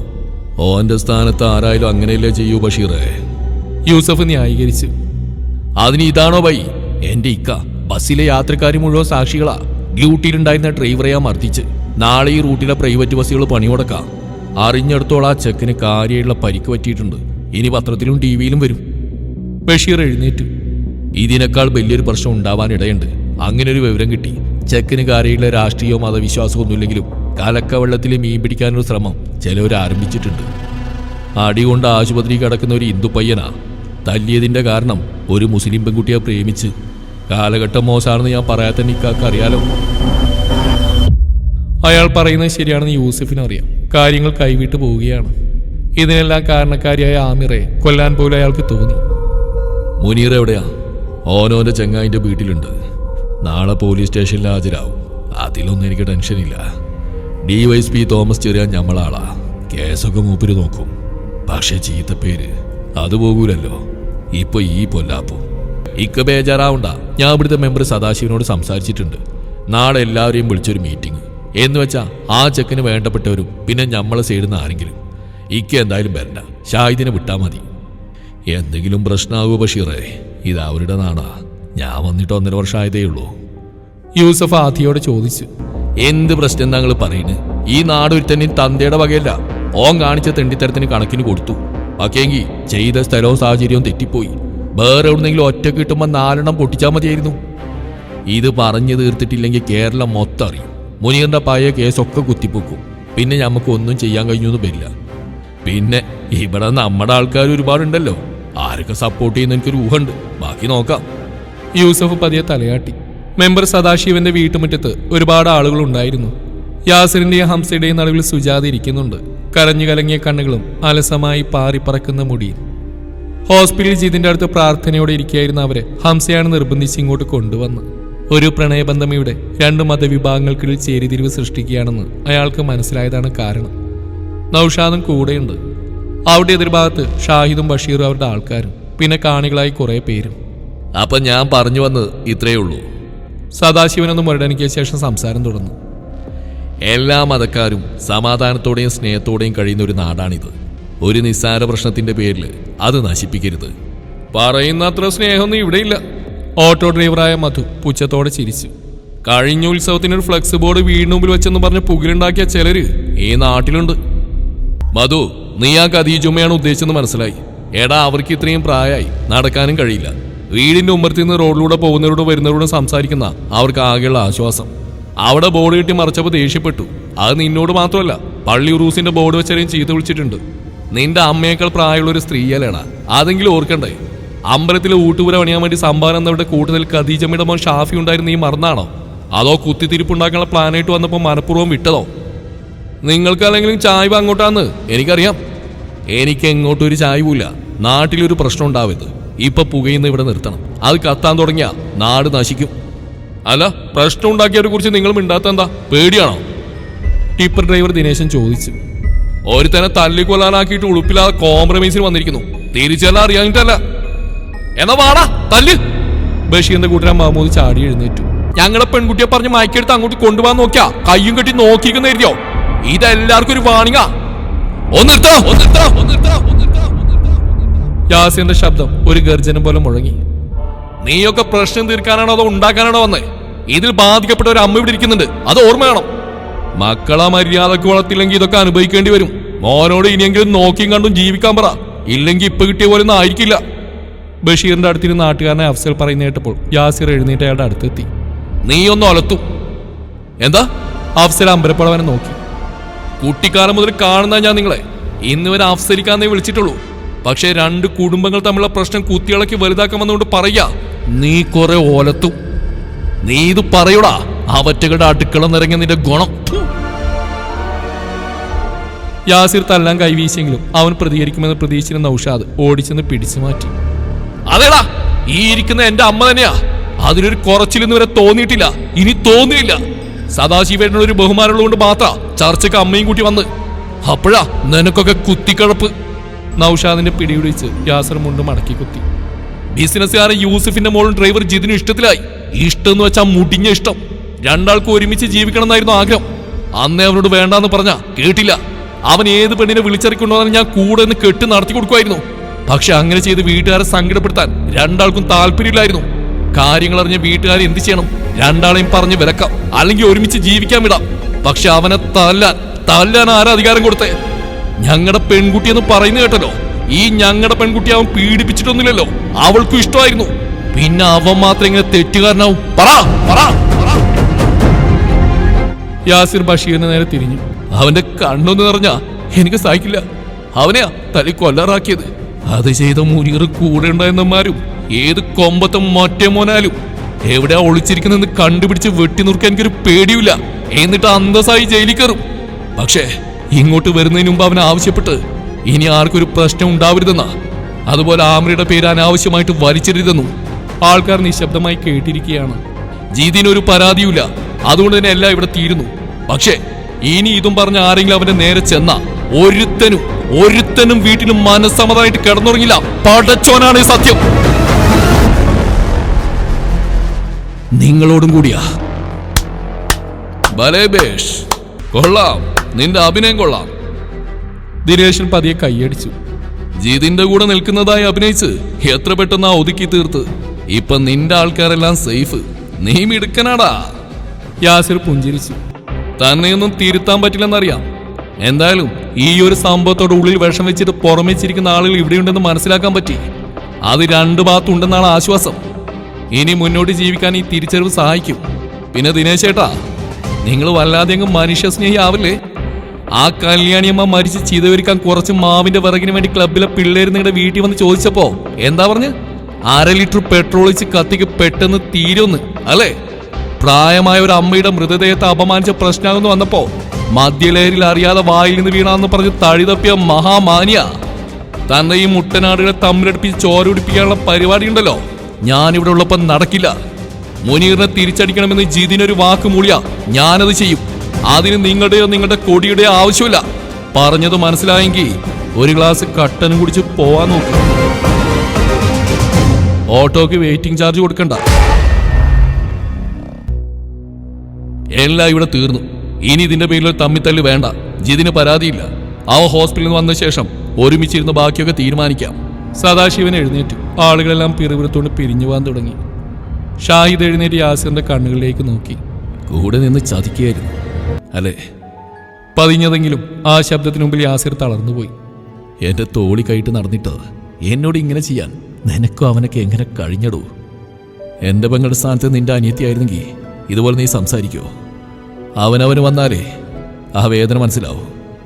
എൻ്റെ അനിയത്തി ഒരുത്തൻ ശല്യം ചെയ്താൽ ഞാൻ നിന്റെ ഇക്ക ചെയ്തതിലും മോശമായിട്ട് പ്രതികരിക്കും. പക്ഷെ അവൾ ഒരുത്തനെ ഇഷ്ടപ്പെട്ട് അവൻ്റെ കൂടെ ജീവിക്കാൻ ആഗ്രഹിച്ച അവനവളെ സംരക്ഷിക്കാനും സന്തോഷിപ്പിക്കാനും കഴിയുമെന്ന് ഉറപ്പുണ്ടെങ്കിൽ ഞാനിതിന് തടസ്സം നിൽക്കണം. മതവിശ്വാസത്തിന്റെ കാര്യത്തിൽ അത് തെറ്റാണെങ്കിൽ ശിക്ഷ വിധിക്കേണ്ട പടച്ചവനാ, ഞാനല്ല. പിന്നെ നിന്റെ ഫ്രണ്ട്ഷിപ്പ് മുതലെടുത്ത് ചതിച്ചൊന്നല്ല. നിന്നെ പരിചയപ്പെടുന്നതിന് മുമ്പേ അവർ തമ്മിൽ ഇഷ്ടത്തിലായിരുന്നു. ആവശ്യം കഴിഞ്ഞ് ഒഴിവാക്കാൻ വേണ്ടിയൊന്നുമല്ല, ഒരുമിച്ച് ജീവിക്കണമെന്ന കൊതി. അതിങ്ങനെയായി. നിന്റെ ഏട്ടൻ ചെയ്തതിനേക്കാൾ വലിയ തെണ്ടിത്തരമാ നീ ഇപ്പം ചെയ്ത്. വർഗീയത കൊണ്ടുനടക്കുന്ന ചിലരെ ചർച്ചയിൽ പങ്കെടുപ്പിച്ചു. അത് ആളിക്കത്തിക്കാൻ ദിനേശനും അതും അപ്പുറത്ത്. ഒരു മേശയ്ക്ക് ഇരുവശം ഇരുന്ന് സംസാരിക്കേണ്ട വിഷയം പെരുപ്പിച്ച് ഈ നാട് നശിപ്പിക്കാനുള്ള പരിപാടിയാ അവന്മാർക്ക്. അത് മനസ്സിലാക്കണമായിരുന്നടാ. മോനെ ഒന്ന് നിൽക്ക്. നടക്കാൻ തുടങ്ങിയ ഷാഹിദ് സുജാതയുടെ ശബ്ദം കേട്ട് തിരിഞ്ഞെന്നു. ജിതിന് 10-ാം വയസ്സുള്ളപ്പോഴാ അവൻ്റെ അച്ഛൻ മരിച്ചത്. മരിക്കുന്നതിന് തൊട്ടു മുമ്പും മോനെ നന്നായി വളർത്തണമെന്നേ അദ്ദേഹം പറഞ്ഞിട്ടുള്ളൂ. എന്നെക്കൊണ്ട് കഴിയുന്ന പോലെയൊക്കെ ഞാൻ ചെയ്തു. ഈ പ്രായം വരെ അവനെക്കുറിച്ച് ആരും മോശം പറഞ്ഞിട്ടില്ല. ഒരു പെണ്ണിൻ്റെയും കണ്ണീര് വീഴ്ത്തിയിട്ടുമില്ല. ആദ്യമായിട്ടാ അവനൊരാളെ പ്രണയിക്കുന്നു. എല്ലാം എന്നോട് തുറന്നു പറയുന്ന അവൻ ഇത് പറയാതിരുന്ന് ഞാൻ ആമിയോട് കാട്ടുന്ന അടുപ്പം ഇല്ലാതായാലോ എന്ന് പേടിച്ചിട്ടായിരുന്നു. അത് സത്യമാണ്. ഇക്കാര്യം അറിഞ്ഞിരുന്നെങ്കിൽ ഞാൻ അവളെ അകറ്റി നിർത്തിയേനെ. അത് അവളെ ഇഷ്ടമില്ലായിട്ടല്ല, നിങ്ങളുടെ കുടുംബത്തെ ഓർത്ത്. മക്കളെക്കുറിച്ച് മാതാപിതാക്കൾക്ക് ഒരുപാട് സ്വപ്നങ്ങളുണ്ടാവും. അത് തകർക്കാൻ ഒരമ്മ എന്ന നിലയിൽ ഞാൻ കൂട്ടു നിൽക്കില്ല. അവർ സാരിത്തുമ്പ് കൊണ്ട് കണ്ണുനീർ തുടച്ചു. ആമി ഒരു പാവ. എൻ്റെ മോനോട് ചെയ്ത് പോട്ടെ. പെട്ടെന്നുള്ള ദേഷ്യം കൊണ്ടല്ലേ. അവളോട് അങ്ങനെയൊന്നും ചെയ്യരുത്. വീട്ടിൽ ആരും സ്നേഹം കാണിക്കാറില്ലെന്ന അവളുടെ സങ്കടം. ചിലപ്പോൾ നിങ്ങളുടെ തിരക്കുകൾ കൊണ്ടാവാം. എന്നാലും ചേർത്ത് നിർത്തി സാരല്ല പോട്ടെ എന്നൊന്ന് പറയാൻ ശ്രമിക്കണം. അല്ലാതെ തല്ലി ചതക്കരുത്. മനസ്സിന് ഉറപ്പില്ലാത്ത കുട്ടിയാ എന്തെങ്കിലും കടുങ്കൈ ചെയ്താലോ? ഇനി ജിതിൻ്റെ ഭാഗത്തുനിന്ന് ഒരു പ്രശ്നം ഉണ്ടാവില്ല. അവനിനി നിങ്ങളുടെ മോളുടെ കൺവട്ടത്ത് വരില്ല. മോൻ്റെ ഇക്കയോടും കൂട്ടുകാരോടും പറയണം ഇനി അവനൊന്നും ചെയ്യരുതെന്ന്. എൻ്റെ മോനെ നഷ്ടപ്പെടുമെന്ന് പേടിച്ചിട്ടല്ല. അവന് വേണ്ടി ആരെങ്കിലും ഇറങ്ങും. അത് കൂടുതൽ വഷളാം. ആർക്കും ഒന്നും നഷ്ടപ്പെടരുത്. അത്രയും പറഞ്ഞ് സുജാത മുന്നോട്ട് നടന്നു. കൂടെ ഹംസയും യാസിറും നൗഷാദും. തേങ്ങാമോഷണത്തിന് നാട്ടുകാർ കൈവച്ചിരുന്നെങ്കിൽ ഒരന്തസ്സുണ്ടായിരുന്നു. ഇത് പെണ്ണ് കേസ്. അയ്യേ നാണക്കേട്. ഇളം ചൂടുള്ള കഞ്ഞ് സ്പൂണ് കൊണ്ട് കോരി ജിതിന്റെ വായിൽ വെച്ച് സുജാത ആത്മഗതം പോലെ പറഞ്ഞു. ഒരടി പോലും പാഴാക്കാതെ എല്ലാം കൃത്യമായിട്ട് വാങ്ങാനുള്ള കഴിവ് അപാരം തന്നെ. 10 എണ്ണ ഇങ്ങോട്ട് കിട്ടുമ്പോൾ ഒന്നെങ്കിലും തിരിച്ചു കൊടുക്കണം. അതാണ് അന്തസ്. ഇത് വെറുതെ എന്നെ പറയിപ്പിക്കാൻ. ഹോസ്പിറ്റലിൽ നിന്ന് ഡിസ്ചാർജായി തലേന്ന് രാത്രിയാണ് വീട്ടിലെത്തിയത്. ദേഹത്ത് നല്ല ചതവുണ്ട്. തലക്ക് പിന്നിൽ മുറിവും. എന്തായാലും കുറച്ച് ദിവസം റെസ്റ്റ് എടുത്ത് ശരീരമൊക്കെ പുഷ്ടിപ്പെടുത്തിയിട്ട് പുറത്തിറങ്ങിയാൽ മതി. ഇനിയും തല്ലു വാങ്ങിക്കാനുള്ള ആരോഗ്യം വേണമല്ലോ. ജിതിൻ സുജാതയുടെ കൈ പിടിച്ചു. അവർ ചോദ്യഭാവത്തിൽ അവനെ നോക്കി. അമ്മകനോട് ദേഷ്യമൊന്നുമില്ലേ? എന്തിന്? എല്ലാം മറച്ചു വെച്ചതിന്, നാട്ടുകാരുടെ മുമ്പിൽ നാണം കെടുത്തിയതിന്. അവർ പുഞ്ചിരിച്ചു. ആ, ഇത്രയും പ്രായമായിട്ടും ഉറങ്ങുന്നവരെ അമ്മ അടുത്ത് വേണമെന്ന് വാശി പിടിക്കുന്ന മോൻ അവൻ്റെ ജീവിതത്തിലെ ഏറ്റവും വലിയൊരു കാര്യം മറച്ചു വെച്ചതിൽ വിഷമം തോന്നിയിട്ടുണ്ട്. അല്ലാതെ നിന്നോട് ദേഷ്യപ്പെടാൻ എനിക്ക് പറ്റുമോ? പോട്ടെ, ഇനിയൊന്നും ഓർക്കണ്ട. കഴിഞ്ഞത് കഴിഞ്ഞു. അവർ എഴുന്നേറ്റു. ഉറങ്ങിക്കോ, ഞാൻ അപ്പുറത്തുണ്ട്. അവർ പുറത്തിറങ്ങിയപ്പോഴേക്കും യാസിൻ്റെ ബൈക്ക് മുറ്റത്തെത്തി. നീ ഇന്ന് പണിക്ക് പോയില്ലേടാ? പോയതോ, ഇവനിങ്ങനെ കിടക്കുന്ന ഓർത്തിട്ട് സമാധാനം കിട്ടണ്ടേ, അതുകൊണ്ട് തിരിച്ചു പോന്നു. അവനകത്തേക്ക് കയറി. എന്തെങ്കിലും കഴിക്കാൻ കൊടുത്തോ? കുറച്ച് കഞ്ഞി കുടിച്ചു. നിങ്ങൾ സംസാരിക്കുക, എനിക്ക് അടുക്കളയിൽ ഇച്ചിരി ജോലിയുണ്ട്. യാസിർ മുറിയിൽ ചെന്നപ്പോൾ ജിതിൻ കൈ കണ്ണുകൾ കുറുകെ വെച്ച് കിടക്കുകയായിരുന്നു. വേദന പറഞ്ഞോടാ? അവനൊന്ന് മൂളി. ആ, ഇങ്ങനെയൊന്നും ഉണ്ടാവരുതെന്ന് കരുതിയാ വേണ്ട വേണ്ട 100 പ്രാവശ്യം പറഞ്ഞു, കേട്ടില്ല. യാസിറെ, ആമി അവൾക്ക് കുഴപ്പമൊന്നുമില്ലല്ലോ? കണ്ടോ, നിന്നോർത്ത് ഞങ്ങൾ ഇത്രയും പേര് ടെൻഷൻ അടിക്കുമ്പോൾ നിന്റെ മനസ്സിൽ ഇപ്പോഴും അവളാ. ഇതൊന്നും കിട്ടിയ പോരായി നിനക്ക്. യാസിർ ചൂടായി. ജിതിൻ മറുപടിയൊന്നും പറഞ്ഞില്ല. പക്ഷെ അടഞ്ഞ കൺപോളകൾക്കിടയിലൂടെ കണ്ണുനീർ ഒലിച്ചിറങ്ങുന്ന കണ്ടപ്പോൾ യാസിറിന്റെ ഉള്ളു പിടഞ്ഞു. അവൻ ജിതിന്റെ കയ്യിൽ പതിയെ തലോടി. ജിതു, കേട്ടിട്ട് വിഷമം തോന്നണ്ട. അവിടെ വാപ്പാന്റെ കയ്യിൽ നിന്ന് അത്യാവശ്യം നല്ല രീതിയിൽ തന്നെ അവൾ കിട്ടിയിട്ടുണ്ട്. നിങ്ങൾ കൂൾബാറിലേക്ക് കയറിപ്പോന്ന് കണ്ടെന്ന് ആരോ മുനീറിനോട് പറഞ്ഞു. സംശയം ഉറപ്പിക്കാനാ വീട്ടിലെത്തിയ ഉടനെ അവിടെ മൊബൈൽ അവർ ചെക്ക് ചെയ്ത്. ലാസ്റ്റ് ചാറ്റ് ഡിലീറ്റ് ചെയ്യാൻ അവൾ മറന്നുപോയിരുന്നു. അവൾക്കുള്ള കൊടുത്തിട്ടാ നിന്നെ തേടി വന്ന്. പക്ഷേ നിന്നെ തല്ലിയത് അറിഞ്ഞപ്പോൾ അവൾ നിയന്ത്രണം വിട്ട് അലറി. ഭ്രാന്തി പിടിച്ച പോലെ എല്ലാം തല്ലി തകർത്തു. മുനീറിന്റെ തലയ്ക്കെന്തോ എടുത്തെറിഞ്ഞ് മുറിഞ്ഞിട്ടുണ്ട്. അവസാനം പിടിച്ച് റൂമിൽ പൂട്ടിയിടുകയായിരുന്നു. പിന്നെ കുടുംബക്കാരൊക്കെ വന്ന് ഉപദേശിച്ച് നോക്കി. ഈ നാട്ടിൽ അവൾ നിർത്തണ്ടെന്ന് കരുതി ഏതോ അമ്മായിയുടെ വീട്ടിൽ കൊണ്ടുവരിക. അതെവിടെയാണെന്ന് ആർക്കും അറിയില്ല. യാസിർ കുറച്ചുകൂടി അരികിലേക്ക് നീങ്ങിയിരുന്നു. നിങ്ങൾ എത്രത്തോളം സ്നേഹിച്ചിരുന്നെന്നൊക്കെ എനിക്കറിയാം. പക്ഷേ പടച്ചോൻ അങ്ങനെയാടാ, ആഗ്രഹിക്കുന്ന എല്ലാം ഒന്നും നടത്തി തരില്ല. അവൾ നിനക്ക് വിധിച്ചില്ലെന്ന് ഇത് മറക്കാൻ ശ്രമിക്കുക. എല്ലാവരെയും വേദനിപ്പിച്ചിട്ട് നിങ്ങൾ ഒരുമിക്കുന്നതുകൊണ്ട് എന്താണ് നേട്ടം? പാവം അമ്മ ഉറങ്ങിയിട്ട് എത്ര ദിവസമായെന്നറിയോ? മതി, ഇനി ഇതൊന്നും വേണ്ട ജിത്തു. ഞാൻ നിന്റെ കാല് പിടിക്കാം. അവൾ നിന്റെ ആരുമല്ല. ഒരിക്കലും നടക്കാത്ത സ്വപ്നങ്ങളുടെ പിറകെ പോയി ജീവിതം പാഴാക്കരുത്. അവൻ എഴുന്നേറ്റ് അടുക്കളയിലേക്ക് നടന്നു. അവിടെ സുജാത ഭിത്തിയിൽ ചാരി നിൽക്കുന്നുണ്ടായിരുന്നു. അമ്മ വിഷമിക്കണ്ട, എല്ലാം ശരിയാവും. അവനെ ആശ്വസിപ്പിക്കാൻ ശ്രമിച്ചു. എൻ്റെ കുഞ്ഞ് കിടക്കുന്ന കണ്ടില്ലേ മോനെ? ഇതിന് മാത്രം എന്ത് തെറ്റാവൻ ചെയ്ത്? ആശുപത്രിയിൽ വെച്ച് പാതി ബോധത്തിൽ പലതവണ അവളുടെ പേര് വിളിക്കുന്നുണ്ടായിരുന്നു. എന്നെ എത്ര ഇഷ്ടമാണോ അത്രത്തോളം അവൻ ആമിയെ സ്നേഹിച്ചിട്ടുണ്ട്. അവളെ നഷ്ടാകുന്നത് അവന് സഹിക്കാൻ കഴിയൂ? ഇനി ഒരിക്കലും അവന്റെ ചിരിച്ച മുഖം ഞാൻ കാണില്ലേടാ. യാസിർ അവരെ ചേർത്ത് പിടിച്ചു. അവൻ ഒറ്റക്കലല്ലേ, നമ്മളൊക്കെ കൂടെയില്ലേ, വിഷമിക്കണ്ട. യാസിറിന്റെ കണ്ണുകളും നിറഞ്ഞൊഴുകി തുടങ്ങിയിരുന്നു. പ്രാണനെ പോലെ സ്നേഹിച്ച ഒരാളുടെ അഭാവം ജീതിനെ പൂർണ്ണമായും തകർക്കുകയായിരുന്നു. ആമിറയുടെ ഓർമ്മകൾ ഹൃദയത്തെ അനുനിമിഷം കുത്തി നോവിക്കുകയാണ്. ഉറക്കമില്ലാത്ത രാത്രികൾ, വിരസമായ പകലുകൾ. ആരും അരികിലില്ലാത്തപ്പോൾ പണ്ടവൾ പാടി അയച്ചു കൊടുത്ത പാട്ടുകൾ പലതവണ കേൾക്കും. നിശബ്ദമായി കരയും. അവൾ എവിടെയാണ്? ഇനിയൊരിക്കലും അവൾ തിരിച്ചു വരില്ലെന്ന് ഉൾക്കൊള്ളാൻ അവന് കഴിഞ്ഞതേയില്ല. ഒരിടവേളയ്ക്ക് ശേഷം ബസ്സിൽ ജോലിക്ക് പോയെങ്കിലും ചെയ്യാൻ അവനെ കൊണ്ട് സാധിച്ചില്ല. ഇടതുവശത്തെ സീറ്റിൽ അവൻ്റെ കണ്ണുകൾ ആമിയെ തേടി. അവളുടെ പിടക്കുന്ന മിഴികൾ, മൈലാഞ്ചി ചുവപ്പാർന്ന കൈകൾ, ചുണ്ടിലെ മനം മയക്കുന്ന പുഞ്ചിരി. അതൊന്നും ഇനി കാണാൻ പറ്റില്ലെന്ന ചിന്ത അവനെ ശ്വാസം മുട്ടിച്ചു. അതോടെ ഡ്രൈവിംഗ് മതിയാക്കി യാസറിൻ്റെ കൂടെ പെയിന്റിംഗ് ജോലിക്ക് പോയി തുടങ്ങി. അതും അവനെ കൊണ്ട് സാധിക്കാതെ വന്നു. കൂടാതെ നാട്ടുകാരിൽ ചിലരുടെ പരിഹാസങ്ങൾ, കുറ്റപ്പെടുത്തലുകൾ ഭ്രാന്തി പിടിപ്പിക്കുന്ന പോലെ ജിതിന് തോന്നി. ഒടുവിൽ ഹംസ തൻ്റെ പരിചയക്കാരനോട് പറഞ്ഞ് അവനൊരു വിസ സംഘടിപ്പിച്ചു. 2 വർഷത്തെ പ്രവാസ ജീവിതവും കാര്യമായ മാറ്റങ്ങൾ വരുത്തിയില്ല. അമ്മയെ പിരിഞ്ഞിരിക്കുന്ന സങ്കടവും കൂടിയായപ്പോൾ എല്ലാം അവസാനിപ്പിച്ച് നാട്ടിലെത്തി. വീണ്ടും ബസ് ഡ്രൈവറായി. പക്ഷേ ഇന്നും ഒരു തീരാനോവായി ആമി അവശേഷിക്കുന്നു. അവൾ ഇന്ന് എവിടെയാണ്? ചിലപ്പോൾ വിവാഹം കഴിഞ്ഞ് കുട്ടിയൊക്കെ ആയി കാണും. അവൾ തന്നെ ഓർക്കുന്നുണ്ടാകുമോ? ഇതുപോലെ തനിച്ചിരിക്കുമ്പോൾ അവളുടെ കണ്ണുകളും ഈറനണിയുന്നുണ്ടാകുമോ? എന്തിനായിരുന്നു ആമി നമ്മൾ കണ്ടുമുട്ടിയത്? ഇങ്ങനെ പാതി വഴിയിൽ പിരിയാനോ? നീ ഇത് ഏത് ലോകത്താടാ? യാസിന്റെ ചോദ്യം കേട്ട് അവൻ ഞെട്ടി. ഗ്രൗണ്ടിന്റെ അരികിലുള്ള തെങ്ങിൻ ചോട്ടിലിരിക്കുകയാണ് താൻ. ഇത്രയും നേരം ഭൂതകാലത്തിലൂടെയുള്ള യാത്രയിലായിരുന്നു. ഏയ്, ഞാൻ വെറുതെ. അവൻ ചിരിക്കാൻ ശ്രമിച്ചു. വാ, എഴുന്നേൽക്ക്, ഉച്ചയായി, കഴിക്കാൻ പോണ്ടേ? ഞാനൊരു കാര്യം ചോദിച്ചോട്ടെ? എന്താടാ? ആമി അവളിപ്പോൾ എവിടെയാണെന്ന് നിനക്കും അറിയില്ലടാ. യാസിറിന്റെ മുഖം വിളറി. നിങ്ങൾ എൻ്റെ നമ്പർ മാറ്റിച്ചു. ഫോണിൽ നിന്ന് അവിടെ ഫോട്ടോസ് ഡിലീറ്റ് ചെയ്യിച്ചു. എന്നെ സ്നേഹിക്കുന്നവരുടെ സന്തോഷത്തിന് വേണ്ടി അനുസരിച്ചിട്ടേ ഉള്ളൂ. എനിക്ക് വേറൊന്നും വേണ്ട. അവൾ സന്തോഷമായിട്ട് ജീവിക്കണമെന്ന് അറിഞ്ഞാൽ മതി. ഒരിക്കലും ഞാൻ അന്വേഷിച്ചു പോവില്ല. യാസിർ അവൻ്റെ അടുത്തിരുന്നു. ശരിയാണ്.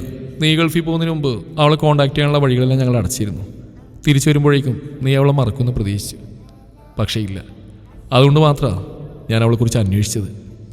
ജിതിന് ഉദ്യോഗത്തോടെ അവരെ നോക്കി. നീ ഗൾഫിൽ പോയി 2 ആഴ്ച കഴിഞ്ഞപ്പോഴേക്കും യൂസഫ് കെയും കുടുംബം ഇവിടുന്ന് താമസം മാറി. അയാളുടെ തറവാട്ടിലായിരുന്നു പിന്നീട്. അവിടെ വെച്ചാ ആമിയുടെ ഉമ്മ മരിക്കുന്നത്. അവർ മരിച്ച 1 മാസം കഴിഞ്ഞപ്പോൾ റിഹാനയും ഭർത്താവും ആമിയെ സൗദിയിലേക്ക് കൊണ്ടുപോയി. വാപ്പയും മറ്റുള്ളവരും കുത്തുവാക്കുകളും ശാപങ്ങളും കൊണ്ട് അവളെ കൊല്ലാകൊല ചെയ്യുന്ന കണ്ടിട്ടാണ് റിഹാൻ അവളെ കൂടെ കൂട്ടിയത്. നിക്കാഹിന് സമ്മതിക്കാത്താണ് വീട്ടുകാരുടെ ദേഷ്യത്തിന് കാരണം. റിഹാനയുടെ ഭർത്താവ് നല്ലവനാണ്.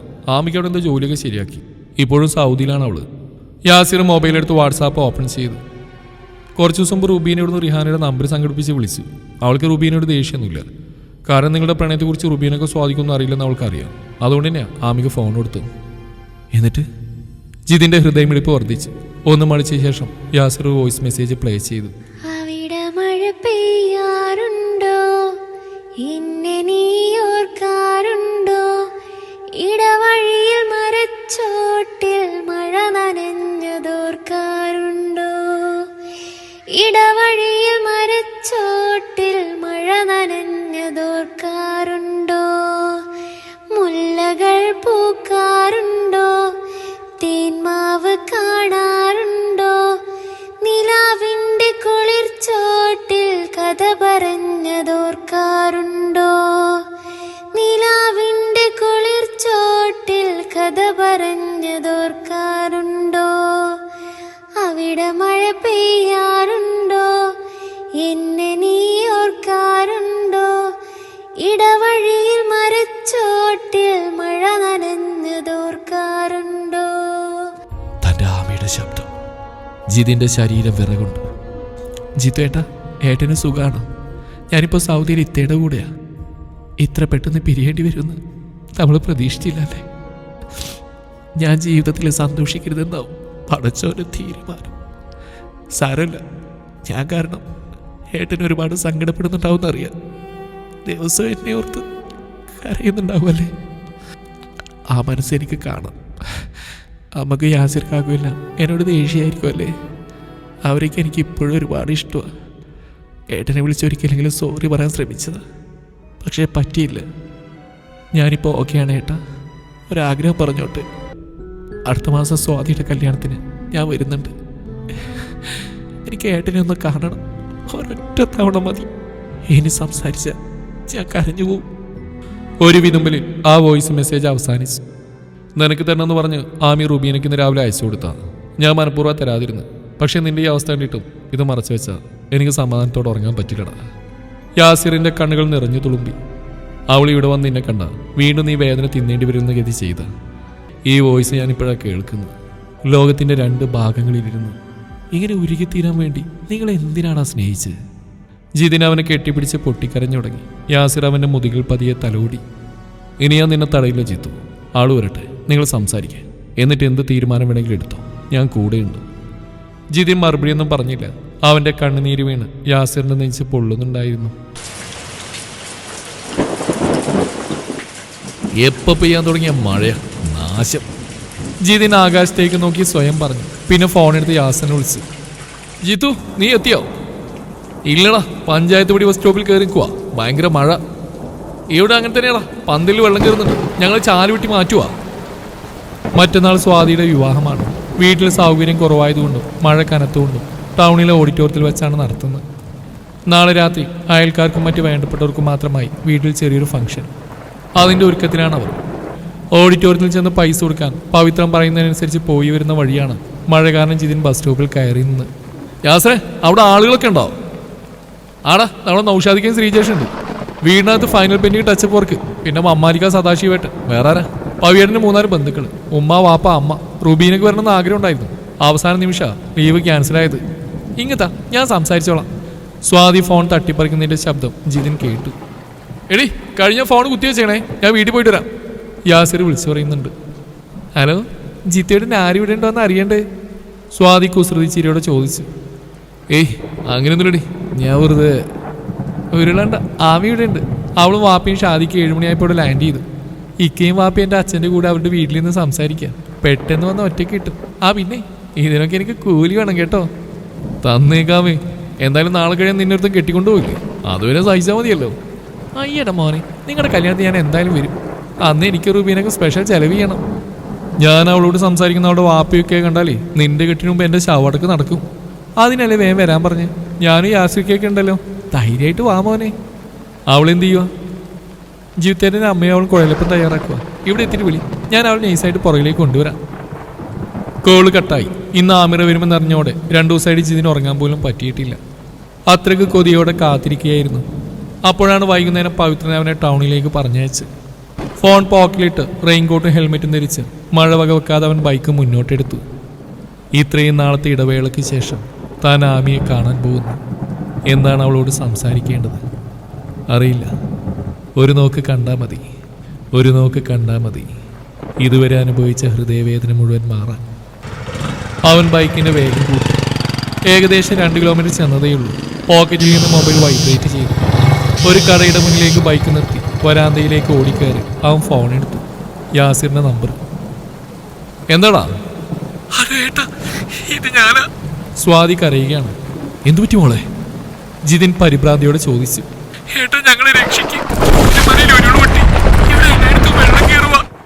ഷോക്കേറ്റതുപോലെ ജിതിൻ ആടിയുലഞ്ഞു. എന്തോ ഒരു ശബ്ദവും നിലവിളികളും അവ്യക്തമായി അവൻ കേട്ടു.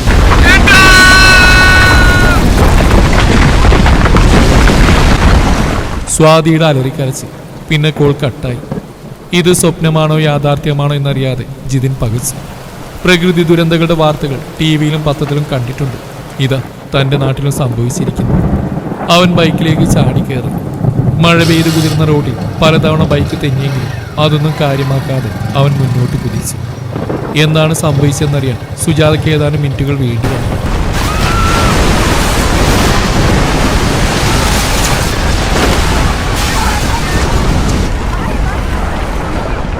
ബോംബ് പൊട്ടുന്ന പോലൊരു ശബ്ദത്തിൽ വലിയ പാറക്കല്ലുകളും മരങ്ങളും വെള്ളത്തിനോടൊപ്പം കൺമുമ്പിലൂടെ താഴേക്ക് കുത്തി ഒഴുകുകയാണ്. 2 വീടുകൾ പൂർണ്ണമായും തകർക്കപ്പെട്ടു. ആമിറയോട് എന്താണ് സംസാരിക്കണമെന്ന് ആലോചിച്ചുകൊണ്ട് കുഴലപ്പത്തിലുള്ള മാവ് തയ്യാറാക്കിയിരുന്നവർ. പെട്ടെന്നാണ് മുറ്റത്തുനിന്നാരോ എല്ലാവരോടും പുറത്തേക്ക് ഇറങ്ങാൻ പറഞ്ഞത്. അവിടെ ഇറങ്ങിയപ്പോൾ അവർ ഞെട്ടിപ്പോയി. തറനിരപ്പോളം വെള്ളമൊഴുകുന്നു. എല്ലാരും വേഗം വരി, മീറ്റേനെ പള്ളിയിലേക്ക് വാ, ഇവിടൊക്കെ ഇപ്പൊ മുങ്ങും. ഹംസ വിളിച്ചു പറഞ്ഞു. സ്വാതിയും മൈമൂനെല്ലാം മുറ്റത്തേക്ക് ഓടിയിറങ്ങി. ആദ്യം സുജാതയും അവർക്ക് പിറകെ ആമിറ ഇറങ്ങുമ്പോഴാണ് വെള്ളത്തിന്റെ ഒഴുക്കിന് ശക്തി കൂടിയത്. കാല് മുന്നോട്ട് വെച്ചതും അവർ അടിതെറ്റി വീണു. ചളിവെള്ളം മൂക്കിലേക്കും വായിലേക്കും കയറി. കാല് ഉറപ്പിക്കാൻ പറ്റുന്നില്ല. വെള്ളം മുന്നോട്ട് തള്ളുകയാണ്. അതോടൊപ്പം എന്തൊക്കെയോ വന്ന് ദേഹത്ത് വന്ന് അടിക്കുന്നു. എങ്ങനെയൊക്കെയോ നിവർന്ന് നോക്കിയപ്പോഴാണ് ഈ കാഴ്ച കണ്ടത്. കയ്യിൽ തടഞ്ഞൊരു വേരിൽ പിടിച്ച് ശ്വാസമെടുക്കവേ താഴേക്കാരോ ഒഴുകിപ്പോകുന്ന കണ്ടു. ആമിറയല്ലത്? അവർ സൂക്ഷിച്ചു നോക്കി. അതെ, അവൾ തന്നെ. സുജാത വേരിലെ പിടിവിട്ടു. വെള്ളത്തിലൂടെ നടന്നും തുഴഞ്ഞുമെല്ലാം എങ്ങനെയൊക്കെ അവർ അവിടെ അടുത്തെത്തി. മുന്നോട്ടൊറ്റ കുതിപ്പ്. പിടികിട്ടിയത് അവരുടെ മുടിയിലാണ്. പണിപ്പെട്ട് അവിടെ അരക്കെട്ടിലൂടെ മുറുകെ പിടിച്ച ശേഷം അവർ ചുറ്റും നോക്കി. എങ്ങും വെള്ളം. കടപുഴകി വീണ മരങ്ങൾ ഒഴുകി വരുന്നു. അവർ നിന്നതിൻ്റെ അടുത്തുള്ള റബ്ബർ തോട്ടത്തിൻ്റെ മൺതിട്ടിടിഞ്ഞ് വീണതോടെ വെള്ളത്തിന് വീണ്ടും ഒഴുക്ക് കൂടി. അതോടെ ആമിറയെയും സുജാതയും കൊണ്ട് വെള്ളം താഴേക്ക് ഒഴുകി. നിലവിളിക്കാൻ പോലും പറ്റിയില്ലെങ്കിലും അവരപ്പോഴും അവളെ ചുറ്റി പിടിച്ചിരുന്നു. ഇത് തന്നെ നാട് തന്നെയാണെന്ന് വിശ്വസിക്കാൻ ജിതിന് കഴിഞ്ഞില്ല. തകർന്ന കെട്ടിടങ്ങൾക്കുള്ളിലൂടെ താഴേക്ക് ഒഴുകുന്ന ചെളിവെള്ളം.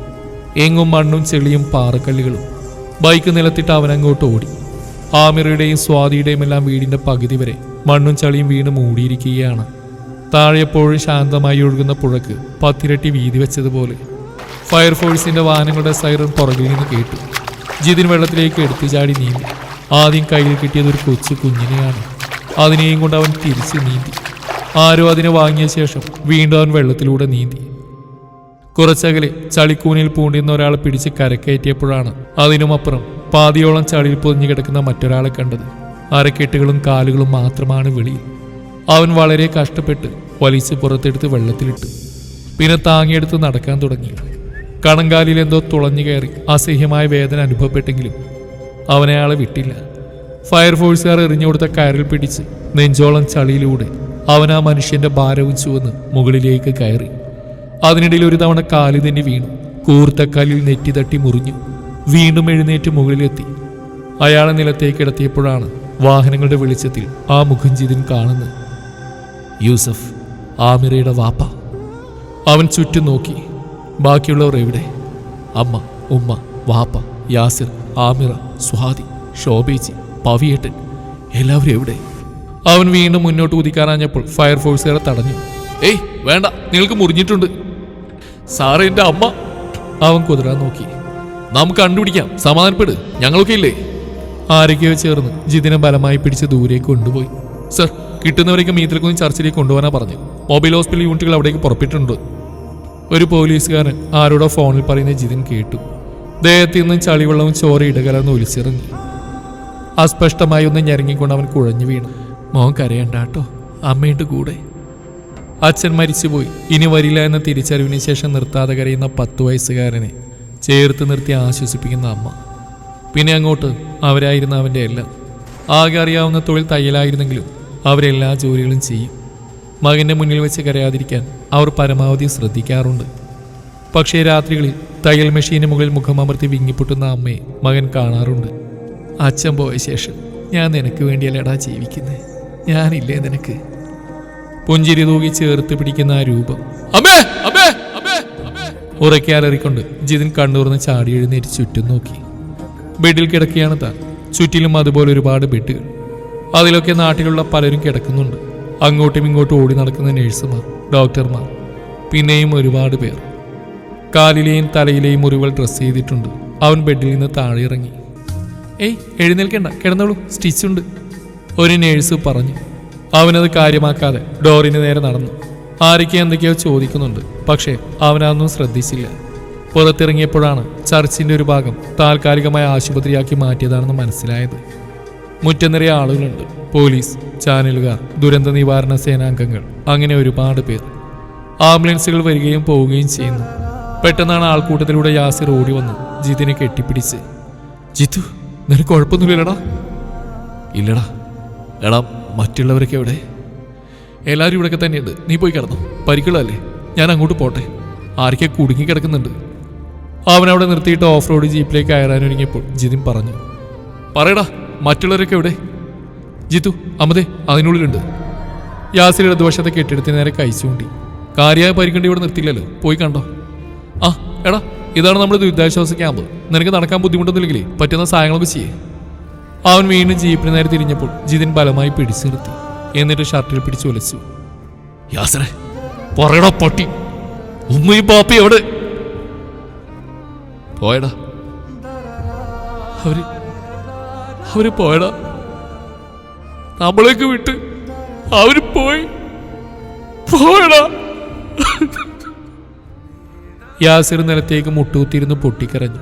ജിതിൻ തളർച്ചയോടെ ജീപ്പിൽ ചാരി. അപ്പുറത്ത് കിടത്തിയിട്ട് രണ്ടാളെ ഉമ്മയും വാപ്പയും ഇനിയില്ല ജിത്തു. ജിതിൻ അവനെ കെട്ടിപ്പിടിച്ച് കരഞ്ഞു തുടങ്ങി. ക്യാമറ കണ്ണുകൾ അത് ഒപ്പിയെടുക്കാൻ മത്സരിക്കുന്നുണ്ടപ്പോൾ പോലീസുകാർ ഇടപെട്ടു. അല്ലെങ്കിൽ നഷ്ടങ്ങളുടെ വേദന അതനുഭവിക്കുന്നവർക്ക് മാത്രമേ അറിയൂ. മറ്റുള്ളവർക്ക് അതൊരു കാഴ്ചയാണ്.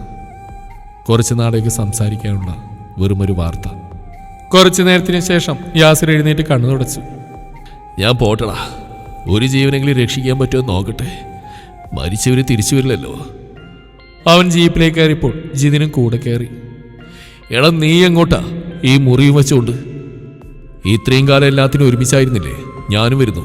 മുറിഞ്ഞിട്ടല്ലേ ഉള്ളൂ, ചത്തില്ലല്ലോ. അമ്മയെ കാണണ്ടേടാ. അമ്മ ജീവനോടെ ഉണ്ടെന്ന് നീ പറഞ്ഞാ എനിക്ക് വിശ്വാസാ. അത് മതി, വണ്ടി എടുക്കാൻ പറയടാ. ആ ശബ്ദം ഉറച്ചതായിരുന്നു. യാസിർ ഡ്രൈവിംഗ് സീറ്റിൽ നിന്ന് ചെറുപ്പക്കാരന്റെ തോളിൽ തട്ടി. ജീപ്പ് ഒരു ഇരമ്പലോടെ മുന്നോട്ട് നീങ്ങി. വളരെ മനോഹരമായൊരു നാട് എത്ര പെട്ടെന്നാണ് ശവപ്പറമ്പായി മാറിയത്. 68 മൃതദേഹങ്ങൾ. ഹംസ, മൈമൂന, പവിത്രൻ, നൌഷാദ്, മധു, സദാശിവൻ, ആമിറയുടെയൊക്കെ ഷാഹിദ്. അങ്ങനെ അങ്ങനെ പട്ടിക നീളുന്നു. ശോഭനയെ രക്ഷപ്പെടുത്തി. പക്ഷേ സ്വാതി എവിടെയാണെന്ന് ആർക്കും അറിയില്ല. യൂസഫിനെ ജിതിൻ രക്ഷപ്പെടുത്തിയിരുന്നെങ്കിലും ഏതാനും മണിക്കൂറുകൾക്കുള്ളിൽ അയാളും മരണത്തിന് കീഴടങ്ങി. തങ്ങൾക്ക് നഷ്ടമായതോർത്ത് കരയാൻ പോലും ത്രാണിയില്ലാതെ മരവിപ്പോടെ ദുരിതാശ്വാസ ക്യാമ്പിലിരിക്കുന്ന കുറേ മനുഷ്യർ. അതിൽ പണക്കാരനുണ്ട്, പാവപ്പെട്ടവനുണ്ട്, മതമുള്ളവനുണ്ട്, ഇല്ലാത്തവനുണ്ട്. ഇന്നലെ വരെ രാഷ്ട്രീയം പറഞ്ഞ് പോർവിളി നടത്തിയവർ ഇന്ന് കിട്ടിയ ഭക്ഷണം പങ്കുവയ്ക്കുന്നു, പരസ്പരം ആശ്വസിപ്പിക്കുന്നു. കേരളം എന്ന കൊച്ചു സംസ്ഥാനത്തിന്റെ സ്നേഹവും കരുതലും അവിടേക്ക് പറന്നെത്തി. ഏതൊക്കെയോ നാട്ടിൽ നിന്നും സഹായത്തിന് വേണ്ടി വന്ന സന്നദ്ധ സംഘടനകൾ, ഇന്ത്യൻ ആർമി, അങ്ങനെ നിരവധി പേർ. നിങ്ങൾ തനിച്ചല്ല, ഞങ്ങളുണ്ട് കൂടെ എന്ന് പറയാതെ പറയുകയാണ്. ജിതിൻ ആമിറയെ കണ്ടതേയില്ല. മുനീർ വന്ന് വാപ്പയുടെ അനിയന്റെയും മൃതദേഹങ്ങൾക്കൊപ്പം അവളെയും കൊണ്ടുപോയി. അച്ഛനെ പോലെ സ്നേഹിച്ച ഹംസയെയും പവിത്രനെയും ഒക്കെ നഷ്ടപ്പെട്ട് വിറങ്ങലിച്ച് നിൽക്കുകയായിരുന്നവൻ. ഒരു പുതിയ ജീവിതത്തിലേക്ക് കാലെടുത്തു വയ്ക്കാൻ ഒരുങ്ങിയ സ്വാതി, യാസിറിന്റെയും ജിതിന്റെയും കുഞ്ഞു പെങ്ങൾ. അവളുടെ ശരീരം പോലും കിട്ടിയില്ല. ഭർത്താവും മകളും പോയതറിയാതെ ശോഭന ഗുരുതര പരിക്കുകളോടെ ഹോസ്പിറ്റലിലാണ്. അവർ മാത്രമല്ല, പലരുടെയും അവസ്ഥ അങ്ങനെ തന്നെ ആയിരുന്നു. കാൽമുട്ട എവിടെ ഒടിച്ച് തകർന്നതിനാൽ സുജാതയെ ഒരു പ്രൈവറ്റ് ഹോസ്പിറ്റലിലേക്ക് മാറ്റി. പ്രിയപ്പെട്ടവരെല്ലാം നഷ്ടമായ ഷോക്കിലായിരുന്നു അവരും. വേദനയുടെയും യാതനയുടെയും കുറേ നാളുകൾ. മൃതദേഹങ്ങൾ മറവ് ചെയ്യാനുള്ള സ്ഥലം പോലും ഇല്ലാത്തവർക്ക് സുമനസ്സുകളുടെ കാരുണ്യത്താൽ അന്ത്യവിശ്രമത്തിനുള്ള ഇടമൊരുങ്ങി. കിടപ്പാടം നഷ്ടമായവരെ സർക്കാർ താൽക്കാലിക അഭയകേന്ദ്രങ്ങളിൽ പാർപ്പിച്ചു. സംഭവിച്ച ദുരന്തത്തിന്റെ ശേഷിപ്പ് പോലെ ആ നാട് ഏറെക്കുറെ ശൂന്യമായി. ഒടുക്കം ഇനിയൊന്നും ചെയ്യാനില്ലാതെ നിസ്സഹായരായ അധികൃതർ കാണാതായവർക്ക് വേണ്ടിയുള്ള തിരച്ചിൽ അവസാനിപ്പിച്ചു. സ്വാതി ഉൾപ്പെടെ 7 പേര് ആ മണ്ണിലെങ്ങോ ഉണ്ട്. കുറച്ച് ദിവസം ഇന്ന് യാസിറും ജിതിനും അവിടെ പോയി വെറുതെ നോക്കി നിൽക്കും. എവിടെ നിന്നെങ്കിലും ജിത്വേട്ട, യാസിർക്കായെന്നൊരു വിളി കേട്ടിരുന്നെങ്കിലെന്ന് അവർ ആഗ്രഹിച്ചു. പക്ഷേ ഉണ്ടായില്ല. ഒരടയാളം പോലും ബാക്കി വെക്കാതെ അവരുടെ പ്രിയപ്പെട്ട അനിയത്തി എങ്ങോ പോയി മറഞ്ഞു. അതിജീവനത്തിന്റെ 1 വർഷം പിന്നിട്ടു. വിധി ക്രൂരത കാട്ടിയ ജനങ്ങൾ പതിയെ യാഥാർത്ഥ്യത്തെ അംഗീകരിച്ചു തുടങ്ങി. അവർക്ക് ദുരന്തം സമ്മാനിച്ച പ്രകൃതി കൃത്യം 1 വർഷമായപ്പോഴേക്കും കേരളത്തിന്റെ ഇങ്ങേതലക്കൽ പ്രളയത്തിന്റെ രൂപത്തിൽ മറ്റൊരു വികൃതി കാണിച്ചു. അപ്പോഴും ഒരു സംസ്ഥാനം ഒറ്റക്കെട്ടായി അതിനെ നേരിടുകയായിരുന്നു. ജിതിന്റെ അച്ഛൻ ഭാസ്കറിന്റെ പഴയ തറവാട് വീട്. ശക്തമായി പെയ്യുന്ന മഴയിലേക്ക് കണ്ണു നട്ട് ഉമ്മറത്തിരിക്കുകയായിരുന്നു ജിതിൻ. ഇതുപോലെ മഴയുള്ള ഒരു ദിവസമാണ് വിലപ്പെട്ടതെല്ലാം നഷ്ടമായത്. അവനടുത്ത പറമ്പിലേക്ക് നോക്കി. ഒരു പ്ലാസ്റ്റിക് സഞ്ചി തലയിലിട്ട് യാസിർ ഓടി വന്നു. കോപ്പ്, ഇവിടെ ഇനിയെന്നാണോ പൊട്ടുന്നത്? വല്ല തമിഴ്നാട്ടിലേക്ക് മറ്റോ പോയാലോടാ? എന്നിട്ട് വേണം അവിടെയും നശിക്കാൻ. ജിതിൻ ചിരിച്ചു. തൊട്ടടുത്തുള്ള പഴയൊരു വീട് അജ്മലിന്റെയും റുബീനയുടെയും സഹായത്തോടെ യാസിർ വാങ്ങിയിരുന്നു. പണ്ട് താമസിച്ചിരുന്ന സ്ഥലത്ത് അവന്റെ വീടെല്ലാം തകർന്നു വീണു. ജിതിന്റെ വീടിന് കാര്യമായൊന്നും പറ്റിയില്ലെങ്കിലും ഉറ്റവരെല്ലാം നഷ്ടമായതിനു ശേഷം അവിടെ തുടരാൻ അവന് താല്പര്യം ഉണ്ടായിരുന്നില്ല. അങ്ങനെയാണ് ഇവിടേക്ക് മാറിയത്. ഇപ്പോൾ ജീവിതത്തിന്റെ താളം വീണ്ടെടുത്ത് വരികയാണ്. കാൽമുട്ടിന്റെ പരിക്ക് സാരമായതിനാൽ സുജാതയ്ക്ക് നടക്കാൻ ബുദ്ധിമുട്ടുണ്ട്. നഷ്ടങ്ങളെക്കുറിച്ച് ആരും സംസാരിക്കാറില്ല. അത് കൂടുതൽ വേദനിപ്പിക്കുമെന്ന് അവർക്കറിയാം. അകത്തുനിന്ന് ശോഭന ഇറങ്ങി വന്നു. അവരിപ്പോൾ യാസറിന്റെ കൂടെയാണ് താമസം. പകൽ മുഴുവൻ ഇവിടെ വന്ന് സുജാതയ്ക്ക് വേണ്ടെല്ലാം ചെയ്തു കൊടുക്കും. രാത്രി ഉറങ്ങാറാകുമ്പോൾ മാത്രമേ അപ്പുറത്തേക്ക് പോകൂ. കയ്യിലെ പ്ലാസ്റ്റിക് കവർ ശോഭന ജിതിന് നേരെ നീട്ടി. മോൾക്ക് വേണ്ടി ഞങ്ങൾ ഒരുക്കി വെച്ച കുറച്ച് സ്വർണവും പൈസയോ. അത് ദുരിതാശ്വാസ പ്രവർത്തകർ കണ്ടെത്തി കൊടുത്താണെന്ന് യാസിറിനറിയാം.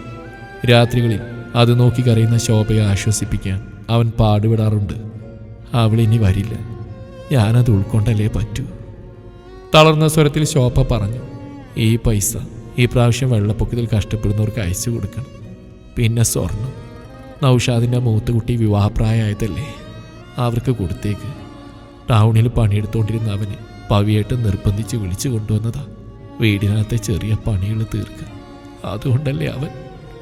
ശോഭന കണ്ണീർ തുടച്ചു. നൗഷാദിൻ്റെ ജീവന് പകരാവില്ലെന്നറിയാം, എന്നാലും എന്നെ കൊണ്ട് പറ്റുന്ന ചെറിയ ഒരു സഹായം. എനിക്കിനി എന്തിനാ ഇത്? എൻ്റെ മോള് പോയില്ലേ, ആർക്ക് വേണ്ടിയാ ഇത് സൂക്ഷിക്കേണ്ടത്? ജിതിൻ അവരെ തൻ്റെ അടുത്തിരുത്തി ചേർത്ത് പിടിച്ചു. ആശ്വസിപ്പിക്കാൻ അവന് വാക്കുകളൊന്നും ഉണ്ടായിരുന്നില്ല. മഴ തോരുന്നവരെ അവരുടെ കണ്ണുനീരും പെയ്തിറങ്ങിക്കൊണ്ടിരുന്നു. ഒരു കാറ് മുറ്റത്ത് വന്ന് നിന്നു. ഡ്രൈവിംഗ് സീറ്റിൽ നിന്ന് മുനീർ ഇറങ്ങുന്നത് അമ്പരപ്പോടെയാണ് എല്ലാവരും നോക്കിയത്. പുറകിലെ ഡോറ് തുറന്നിറങ്ങുന്നയാളെ കണ്ടപ്പോൾ ഞെട്ടൽ പൂർണ്ണമായി. ആമിറ? രണ്ടുപേരും ഉമ്മറത്തേക്ക് കയറി. അസ്സലാമലൈക്കും. വാലൈക്കും സ്ലാം. യാസിർ പ്രത്യഭ്യവാദ്യം ചെയ്തു. ഇരിക്ക്. മുനീർ ആമിറ അവിടെ ഇരുന്നു.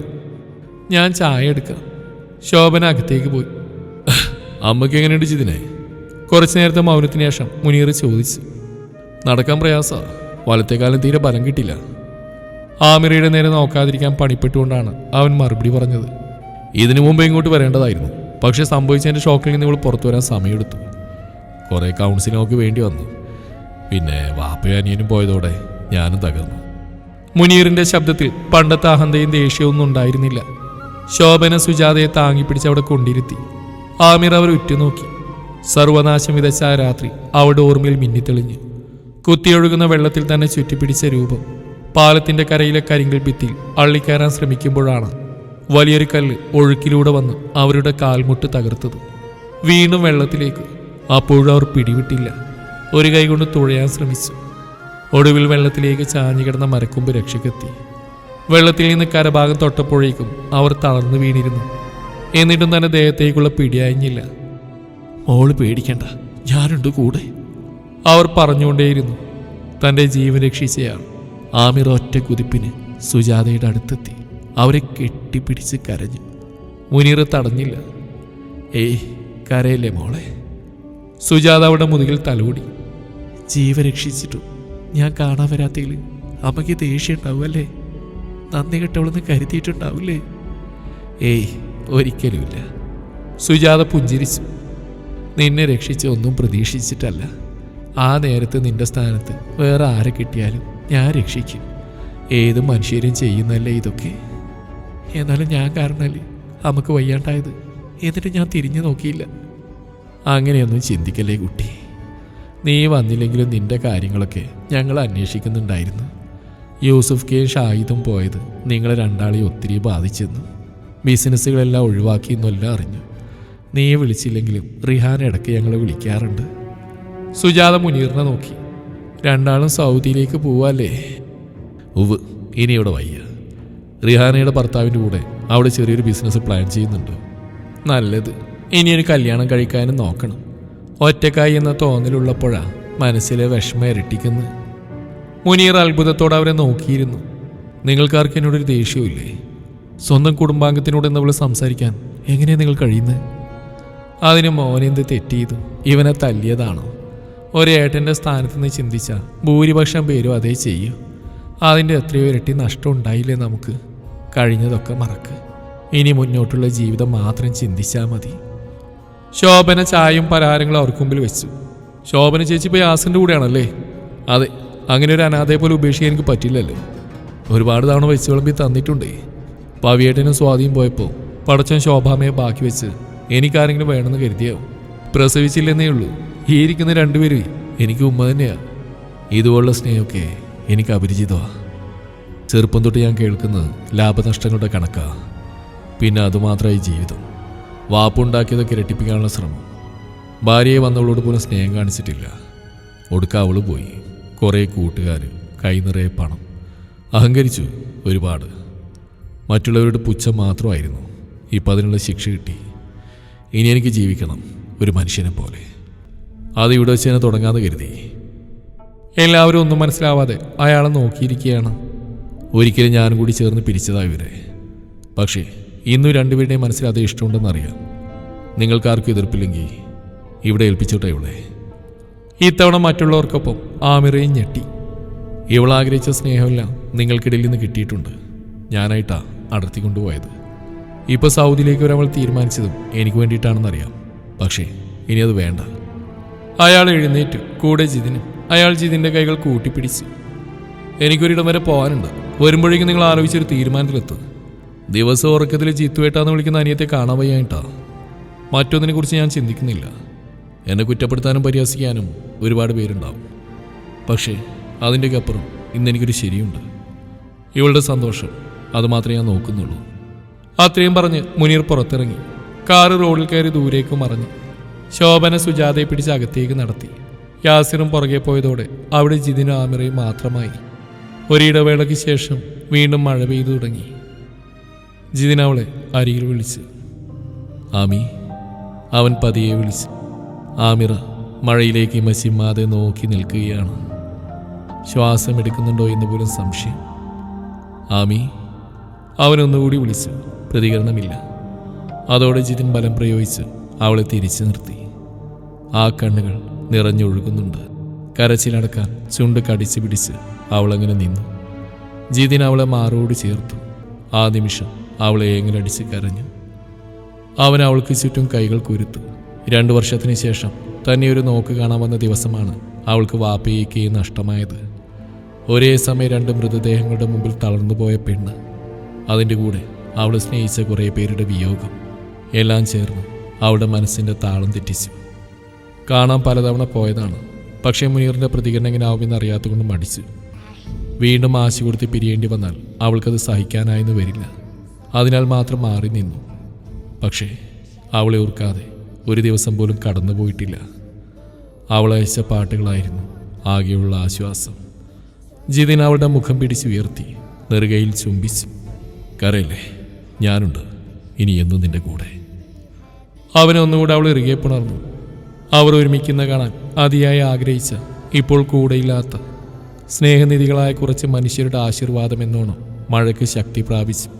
ഒരുപാട് നാളത്തെ യാതനകൾക്കൊടുവിൽ ആഗ്രഹിച്ച ജീവിതം കിട്ടിയ സന്തോഷത്തോടെ ആമി അവളുടെ ജിത്തുവേട്ടൻ്റെ നെഞ്ചിലേക്ക് ഒതുങ്ങിക്കൂടി. ഈ കഥ ഇവിടെ അവസാനിക്കുന്നു. കഥ എല്ലാവർക്കും ഇഷ്ടപ്പെട്ടു എന്ന് വിചാരിക്കുന്നു. അപ്പോൾ പതിവ് പോലെ നിങ്ങളുടെ അഭിപ്രായങ്ങൾ കമൻറ്റുകളായിട്ട് രേഖപ്പെടുത്തുക. അപ്പോൾ കമൻറ്റ് ബോക്സിന് തീ പിടിക്കട്ടെ. Thank you. ആമി. കാർമേഘങ്ങൾ ഒഴിഞ്ഞു. നമ്മൾ വീണ്ടും ഒരുമിച്ചു. നിൻ്റെ ആ മധുര ശബ്ദത്തിൽ എനിക്കിപ്പോൾ ഒരു പാട്ട് കേൾക്കണം. നീ പാടുക.